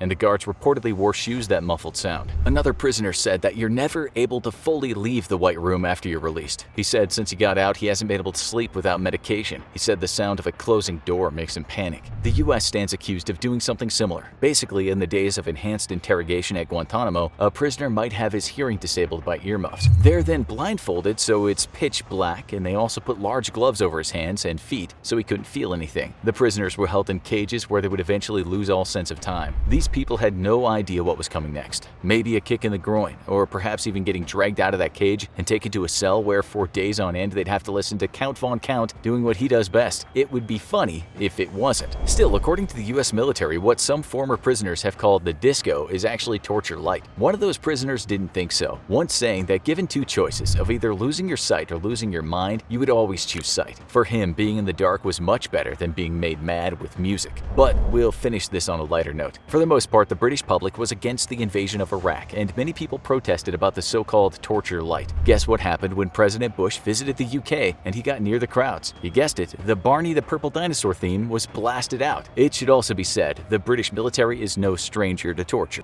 An elderly woman sits in a dark room. Blood drips from the wounds all over her body. She'd been scratched and poked with sharp needles as examiners looked for witches' marks, like an extra nipple. She begs for mercy, but there's none to be had. The woman's been accused of being a witch by influential people in the town, and there seems to be no way to prove her innocence. The witch hunter outside her cell holds a goblet filled with urine. He claims that the next test will prove her guilt once and for all. The witch hunts began in the 1400s and lasted for almost 2 centuries. During this time, hundreds of thousands of people would be put through tests to see if they were witches or wizards, and close to 80,000 people would be sentenced to death as a result of these accusations. No one was immune to the witch hunts of Europe, and some of the most gruesome practices for testing witches made their way across the Atlantic Ocean to the Americas. It's here where arguably the most famous witch hunt of all history took place, in Salem, Massachusetts. In 1428, the first systematic witch hunt began in Valais, Switzerland. At least 367 people were tortured and put to death for being witches during this time. Surprisingly, almost all of them were actually male peasants. Most of the accused witches were burnt at the stake after having undergone several tests to definitively prove that they were witches or wizards. But what were these tests and how gruesome were they? We're about to dive into the deep, dark world of witch hunting. Many accounts tell tales of witches who were accused of cursing a neighbor or stealing children. It was said that these men and women sold their souls to the devil and would use black magic to do Satan's will. However, in reality, witches were really innocent people who were condemned to horrible deaths based on tests that had no real merit. It was the masses who carried out these tests and killed innocent people out of their own irrational fears that were the real monsters during the time. Many of the tests used in witch hunts came from a book called Malleus Maleficarum, which roughly translates to the Hammer of Witches. This book was written by a German inquisitor named Heinrich Kramer. He might have had the help of writing it from a man named Jacob Sprenger, but this is still debated. In the book, the authors explained that witchcraft is synonymous with heresy and that all witches need to be punished and put to death. The Malleus Maleficarum outlined ways to identify witches, how to test someone to see if they were a witch, and the best ways to kill them once they were identified. The most unbelievable part is that for more than 100 years, the Malleus Maleficarum sold more copies than any other book in Europe except the Bible. Now let's see if you're a witch based on the tests of the time. Look at your skin. You can probably find a mole, a birthmark, or some other small imperfection. This was enough to prove that you were a witch. The witch's mark, or devil's mark test, was conducted on people who were thought to be engaging in witchcraft. The accused was brought to a public place where they'd be stripped of their clothes, and anyone who wanted to participate could scour their body looking for any imperfections of the skin. Obviously, these were almost always found as everyone has some form of blemish on their skin. It was believed that when witches made their pact with the devil, they were given the devil's mark. This mark on the body was said to change shape and color. Any mole, freckle, or scar could be used as proof that someone had communed with Satan and was therefore a witch. The devil's mark was also said to be numb, and even if stabbed or pricked, it would not cause the witch any pain. When this part of the test was carried out, the person inevitably screamed out in agony as their body was sliced into, but the witch hunters just chalked their shouts and pleas up to trickery. Since the witch hunters had already condemned the accused of witchcraft, there was no way they could actually feel anything being pressed into their witch's marks. Even tattoos were used as evidence of a witch's mark.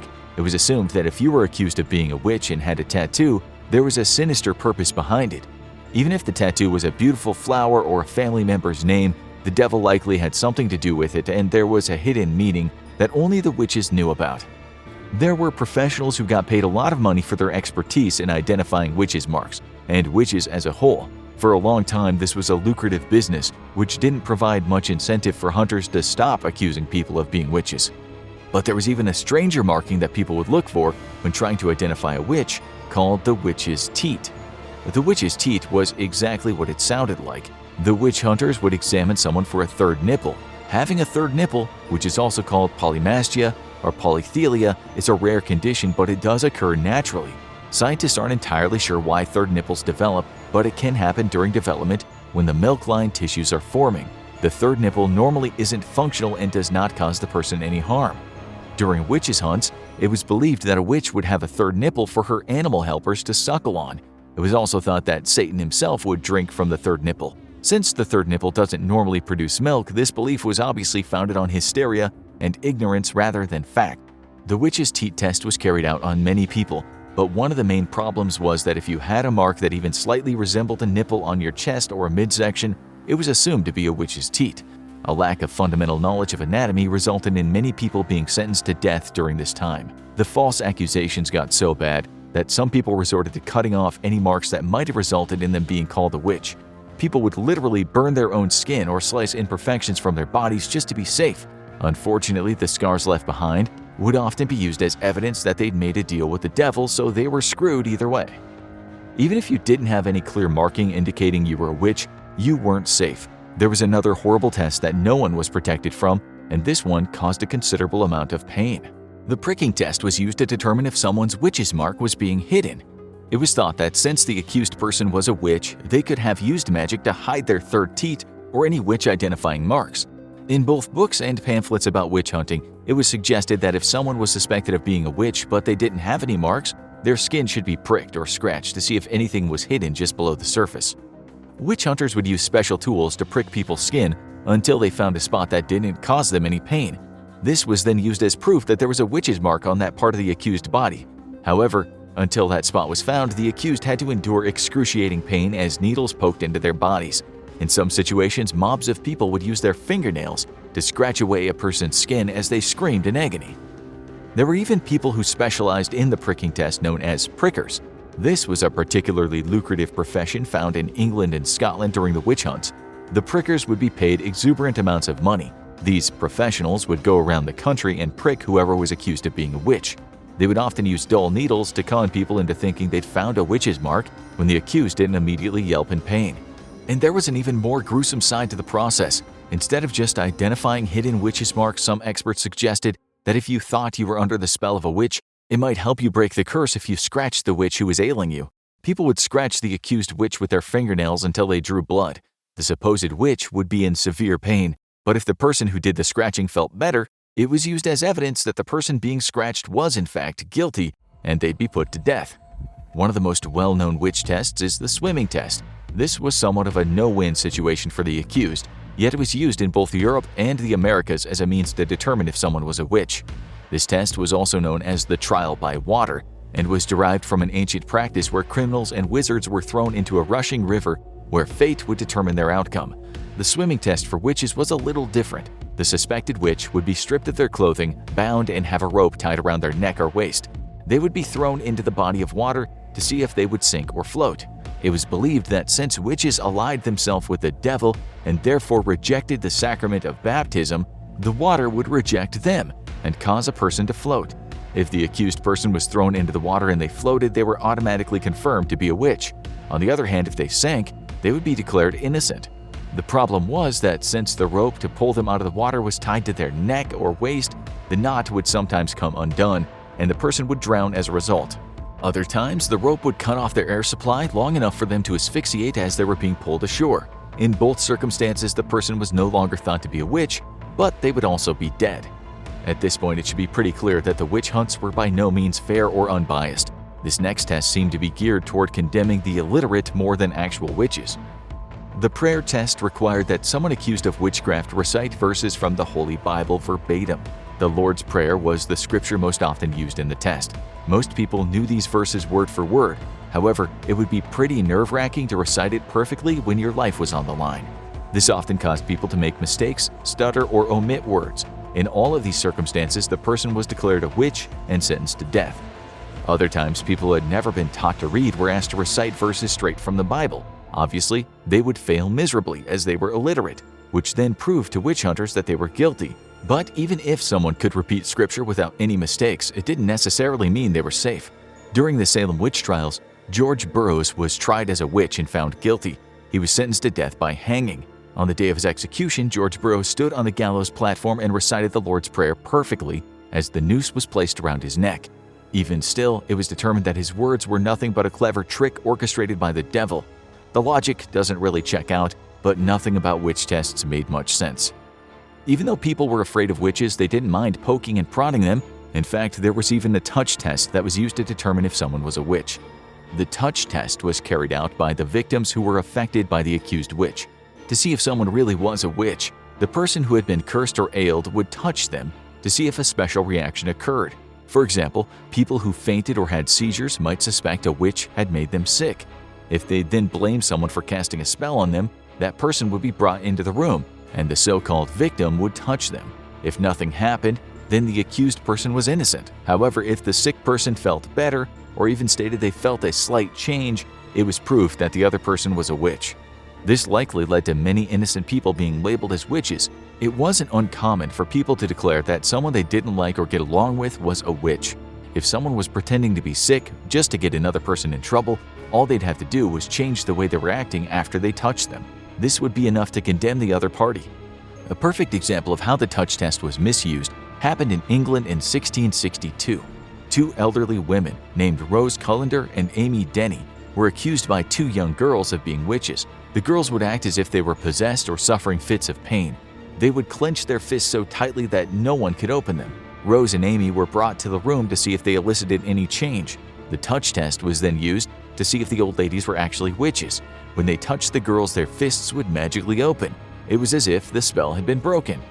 In this circumstance, the judge was slightly skeptical. Rose Cullender and Amy Denny had been a part of the community for a very long time, and they always attended church. Something just didn't add up.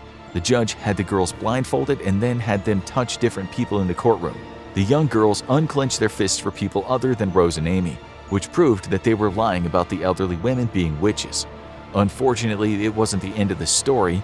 Even after passing the touch test, both Rose Cullender and Amy Denny were sentenced to death, as they were still believed to be witches. As the women were led to the gallows, they pleaded with their fellow townspeople to spare them, as they were innocent, but their cries fell on deaf ears. Witch cakes are probably the most disgusting of all the witch tests. They consist of a victim's urine being used to bake a cake and then feeding that cake to an unlucky taste tester. Witch cakes were used to help locate an unknown witch, or as evidence that an accused person was a witch. To do this, witch hunters would gather urine from a victim, mix it with rye meal and ashes, and bake it. This concoction yielded the witch cake. It was believed that dogs were the familiars of many witches and helped them in their devious ploys. Witch hunters hoped that after the dog ate the witch cake, it would become possessed by the witch's magic and reveal who they were and their location. Even though black cats are most often associated with witches, it was dogs who were almost always fed the witch cake. In some cases, the dog would not reveal any information. In other cases, they would find their way home or into a random house, and the person living there would be declared a witch, even if they'd never seen the dog in their entire life. This was definitely one of the grossest tests for discovering witches, especially if someone mistook the witch cake for a normal cake and took a bite. A lot of the witch tests didn't make any sense. The incantations test was one of the least reliable tests during witch hunts. It was easy to fake, and if someone was falsely accusing a neighbor of being a witch, this test would all but ensure that they were found guilty. Incantations, or charging, were tests where an accused person was forced to order the devil to release a victim who'd been possessed or put under a spell. This was often done in front of a jury. If they refused to order Satan to let the victim go, it was used as evidence that they were a witch. If they continued to refuse, the accused person would be tortured until they gave in and said the incantation. The problem was that the person who was faking being possessed would hear the words and immediately get better. Of course, this was all just one big con. Even still, the witch hunters wanted to be sure that the incantation test was fair as possible, so they had other people recite the words as well. If the victim didn't come out of their trance when the other people spoke, but did when the accused was speaking, it was clear evidence that the accused was a witch. Incantations and charging were used in the 16th century trial of Alice Samuel and her family. The judge forced the Samuel family to read the words, "As I am a witch, so I charge the devil to let Mistress Throckmorton come out of her fit at this present." The girl who claimed she was under the spell of the Samuel family immediately came out of her fit, which was definitive proof that the Samuels were all witches. The entire family was hanged. Incantations were some of the easier witch tests. Other tests required elaborate contraptions. One of the most notable witch testing devices during this time was the ducking stool. The ducking stool was originally a medieval torture machine that was constructed to humiliate a person into confession. Most often, the ducking stool was used on women. It had a chair attached to one end and a counterweight or rope that someone could hold on the other end. During the witch hunts, this device was used to secure an admission of guilt from someone who was thought to be a witch. The ducking stool would be rolled up to the edge of a raging river. The accused would be strapped into a seat and dunked into the water for varying periods of time. They were held under until their lungs burned from lack of air. When the accused person was pulled out, they would gasp for air. The witch hunter would tell them to confess. Many resisted, but after being practically drowned for an entire day, they would eventually submit. The ducking stool didn't necessarily prove someone was a witch on its own, but instead, it forced them to admit guilt just to save themselves from being dunked another time. This might have been a precursor to the swim test that would later test if someone would float or sink to determine if they were a witch. Like the swim test, many people drowned from not being pulled out of the water in time. When their lifeless body was brought to land, they would have been declared innocent, and it would have been a little too late. Sometimes the witch tests were thrown out the window and people resorted to good old-fashioned torture methods to get a confession. One of the most famous examples of this was Giles Corey during the Salem witch trials. The town had been swept with witch madness. People were being hung left and right and center. Giles Corey and his wife had been accused of being witches. He was innocent, but he knew there was no way out of the situation as the town had already made up its mind. But Giles was smart and he had a plan. In order to force a confession out of him, Giles was pressed with heavy stones. He was forced to lie down on his back, at which point stones were placed on top of his chest. As more and more stones were stacked on top of him, it became harder and harder for Giles to breathe. The judge told him to confess to being a witch or to plead not guilty. Giles knew either way, the jury would still find him guilty. The problem was that if this happened, all of his land would be taken and his sons would be left with nothing. There was a loophole, however. His land could not be seized if he did not enter a plea and go to trial. By abstaining from declaring himself guilty or not guilty, he would ensure that when he died, his family would still retain the rights to their land. As the judge yelled at Giles to confess, plead innocent, or just say something, Giles looked at him with a smirk and said 2 words: more weight. Giles Corey was crushed to death by the heavy stones. Even though the judge and the witch hunters believed he was a witch, there was no way to prove it. Therefore, his family retained the rights to their land. and his sons inherited what was rightfully theirs. Another interesting way witches were identified was by weighing them against a stack of Bibles. This test was done to identify if someone was lighter than the holy books. It was widely believed that since witches could fly on broomsticks and float on water, they must have been incredibly light. If someone weighed less than a stack of Bibles, it meant that they must have been a witch. Unfortunately, like with most of the witch tests, the results could often be tampered with. It wasn't uncommon for the witch hunter conducting the test to be paid off. In these circumstances, they might put extra weight on the side of the Bibles or would physically push the scale down. This would cause the person on the other side to appear lighter than the books. They would be declared guilty of being a witch and either be hung or burned at the stake. It is slightly ironic that a test using a holy Bible, which was the moral compass of the day, would often have the results skewed in a very immoral way. But nothing during the witch hunts made much sense. In fact, one of the most used tests for identifying witches wasn't even a test at all. If you looked like a witch, it was enough to condemn you to death. This happened to older women who might have had a crooked nose or blemishes on their face. One English Puritan cleric named John Gall even declared that every old woman with a wrinkled face, furrowed brow, a hairy lip, a gobber tooth, a squint eye, a squeaking voice, or a scalding tongue, a dog or a cat by her side, is not only suspected but pronounced for a witch. It's not clear what Gall had against innocent little old ladies, but this was a sentiment that condemned countless innocent people to their deaths during the witch hunts in Europe and America. We've come a long way since the witch hunts, and now people can dress up as witches for Halloween with little fear of being accused of witchcraft and sentenced to death. You might be wondering how things have gotten so bad so quickly during the 1400s. Some believe that it was a battle between Catholicism and Protestantism for control of people's immortal souls that launched the witch hunts. Others think the loss of crops and resulting starvation due to the Little Ice Age might have led people to look for someone to blame for their hardships. It's not totally clear why the witch hunt started, but the Malleus Maleficarum definitely helped fuel the fire once they began. The witch hunts ended around the same time as the 30 Years' War, and this might have been the result of political stability returning to the region. It was also the beginning of the Enlightenment, when science and critical thinking started to take more of a prominent role in society. Rational thought and witches could not coexist, and therefore, the witch superstitions fell by the wayside. Witch tests and deaths seem to have stopped where they started, and it's claimed that the last witch to be executed during the witch hunts of Europe was Anna Göldi in Glarus, Switzerland. She was decapitated on June 13, 1782. It's unknown which tests were used to prove she was a witch. It's pitch black and freezing cold. Your hands are busted from being strung up, and it hurts to wipe the tears from your eyes. The cell you're confined to is 4 stone walls and a door. You cannot hear or see anything. Suddenly, men arrive at your cell. They muscle you through the prison, take you outside, and strip off your clothes. A rope is fastened around your ankles. You're to be pulled through London in front of jeering crowds. All the while, the streets shear the skin from your body. You're hanged, and then you have the limbs cut from your body. And as your life starts to fade, the last thing you see are your own insides being pulled out. You're now dead, but your head will be removed, preserved in tar, and put on a pike atop London Bridge for everyone to see. Now, that's a tough prison. The story you've just heard is something that happened to the Scottish knight Sir William Wallace, a man who fought for Scottish independence and was captured by the English and charged with high treason. And in case you're wondering, Mel Gibson's Braveheart movie about Wallace didn't exactly portray the real events, but hey, Hollywood censors might have had something to say about evisceration and dismemberment on the big screen.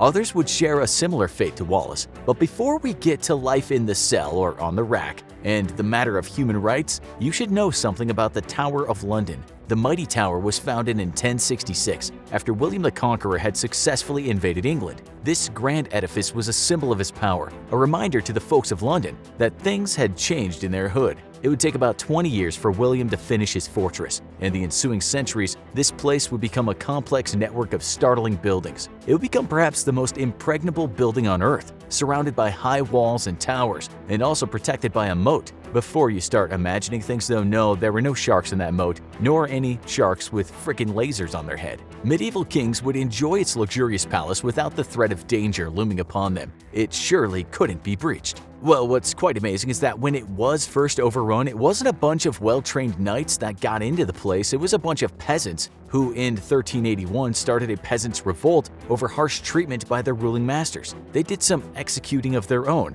and even sat on the king's bed as if to mock the ruler. So yes, the Tower of London was a great and magnificent unbreachable edifice, but not when 400 peasants had enough of being treated like animals. The tower became a last line of defense, an extravagant palace, an armory, a mint where cash was made, and the home of the crown jewels. But today, we're interested in one part of the tower, and that's where the alleged offenders went. People were sent to the Tower prison from as early as the year 1100, and there have been some big names that had to stay in the cells of the prison over the years. It's actually quite surprising that some of the last people to be imprisoned there were the infamous London gangsters, the Cray twins, who did a short stint in the tower in the late 1950s after assaulting a policeman. It's not likely that we're ever going to do a show on a more historic prison, so we might now ask how conditions changed over the years in there. What fate beheld someone accused of treason in the 1500s? Was torture always part of prison life? What was the worst thing that could happen to a person in the Tower of London? And did anyone ever make the best of it?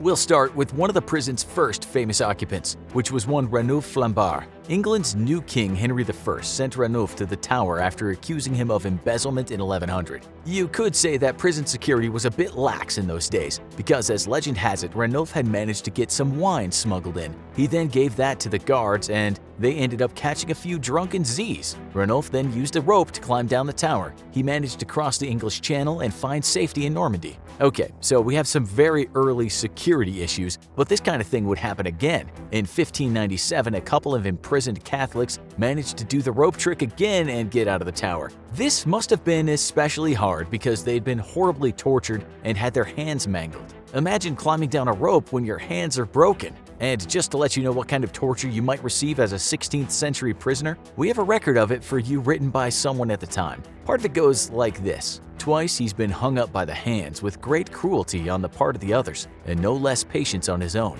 The examiners say he's exceedingly obstinate and a great friend either of God or the devil, for they say they cannot extract a word from his lips. Recently they took him to the rack. Looking at the rack was enough for this guy and he pleaded for mercy, and mercy he was granted. In 1716, perhaps the greatest escape took place when a man named the Earl of Nithsdale got out. He'd been accused of being involved in an uprising and he was awaiting the head chopping block. But he got one over on those guards after some female friends visited him in his cell. They quickly dressed him in women's clothes and piled his face with makeup. The women confused the guards by coming and going from the cell, and at one point the cross-dressing man left. There were a few more escapes, but we'll leave that topic there because we know you're dying to hear more about prison conditions. We want to tell you about perhaps the worst kind of solitary confinement known to man, and this was one particularly cramped cell that got the nickname Little Ease. It was called Little Ease because once you were in there, you could find little ease.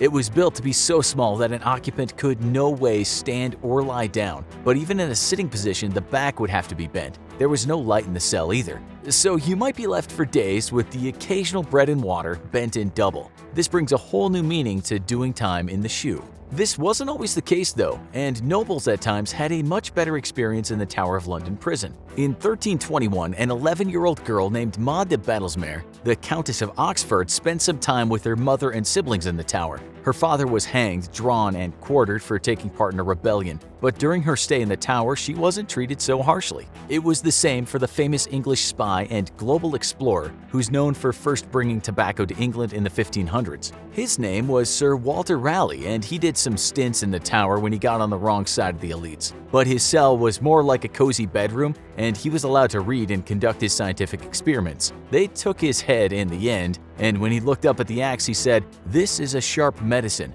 but it is a physician for all diseases and miseries." That was a positive way to look at execution. So a stay in the Tower of London prison back in the day could have been absolutely awful or not that bad, depending on who you had annoyed and what crime you'd been accused of. A man named Guy Fawkes didn't get a nice room with a view, and instead he was confined to the dungeon keep. This was about as low as a man could go, but Fox was one of the conspirators behind something called the Gunpowder Treason Plot. On November 5, 1605, he was found guarding 36 barrels of gunpowder under the House of Lords, which is part of the Parliament of the United Kingdom. If successful, they would have blown the place to pieces and killed a lot of important people. That's partly why we have the anonymous masks today and why the sadistic Brits still celebrate each year how this man named Guy cruelly met his end. Snitches might get stitches these days, but we think if modern-day prisoners were put through what Guy Fawkes endured, then they would give up their friends. At first, Fawkes said his name was actually John Johnson, but he was proud to admit that he wanted to blow all those people up.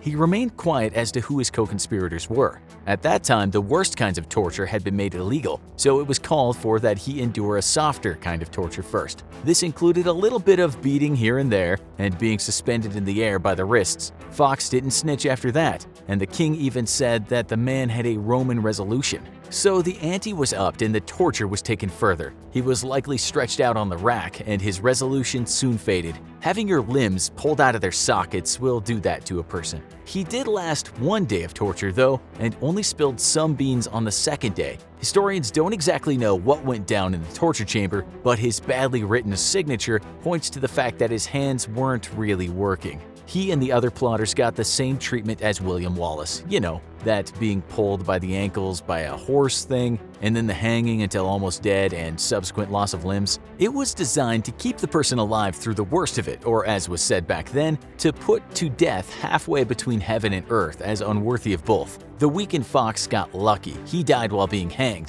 which must have annoyed some of his haters. So conditions weren't always great in the Tower of London prison, and sometimes the best a person could hope for was a comfortable cell followed by a quick and painless beheading. Torture wasn't all that common, and it happened mostly to those charged with the worst of crimes and information to give. The 16th and 17th centuries were particularly bad centuries for torture. During that time period, there were 3 kinds of tortures preferred among the torturers, and one was called the manacles. It's worse than it sounds, but Fox apparently sailed through the manacles and kept his mouth shut. It consisted of putting steel handcuffs on a person, but then hanging them in the air from those cuffs for a certain period of time. This would cause a lot of pain and sometimes broken wrists. If no information was forthcoming, then the person might experience something called the scavenger's daughter, which was basically having your body parts strapped in irons in a very, very uncomfortable position. It's been called a kind of inverse of the rack. You're not pulled apart, but painfully wrapped up. Then you had the rack, and you all know about that. A woman named Anne Askew, who supported Protestantism in the 16th century, was so badly tortured on the rack that her shoulders and her hips were pulled from their sockets, and her elbows and knees were also dislocated. She fainted, and then they stretched her again when she was conscious. But this woman didn't snitch. They gave up interrogating her and later had to carry her body to her execution. On the 16th of July, 1546, aged 24, she was burned at the stake. In the 20th century, the prison was just as miserable as any other British prison back then. The last person to be executed there was one Joseph Jacobs. In 1941, he was executed by firing squad after being accused of spying for the Germans. In all, the tower housed royals and nobility who might even have servants in there. This was more like house arrest, and some prisoners were even given time out of their luxurious cell to go on hunting trips, but get caught counterfeiting money or rebelling against the powers that be, and life in the tower was a person's worst nightmare. After hearing that, you might want to watch some other fascinating videos about medieval times, so choose one of these. Why you wouldn't survive in medieval time, or medieval knights were not noble but cold-hearted killers.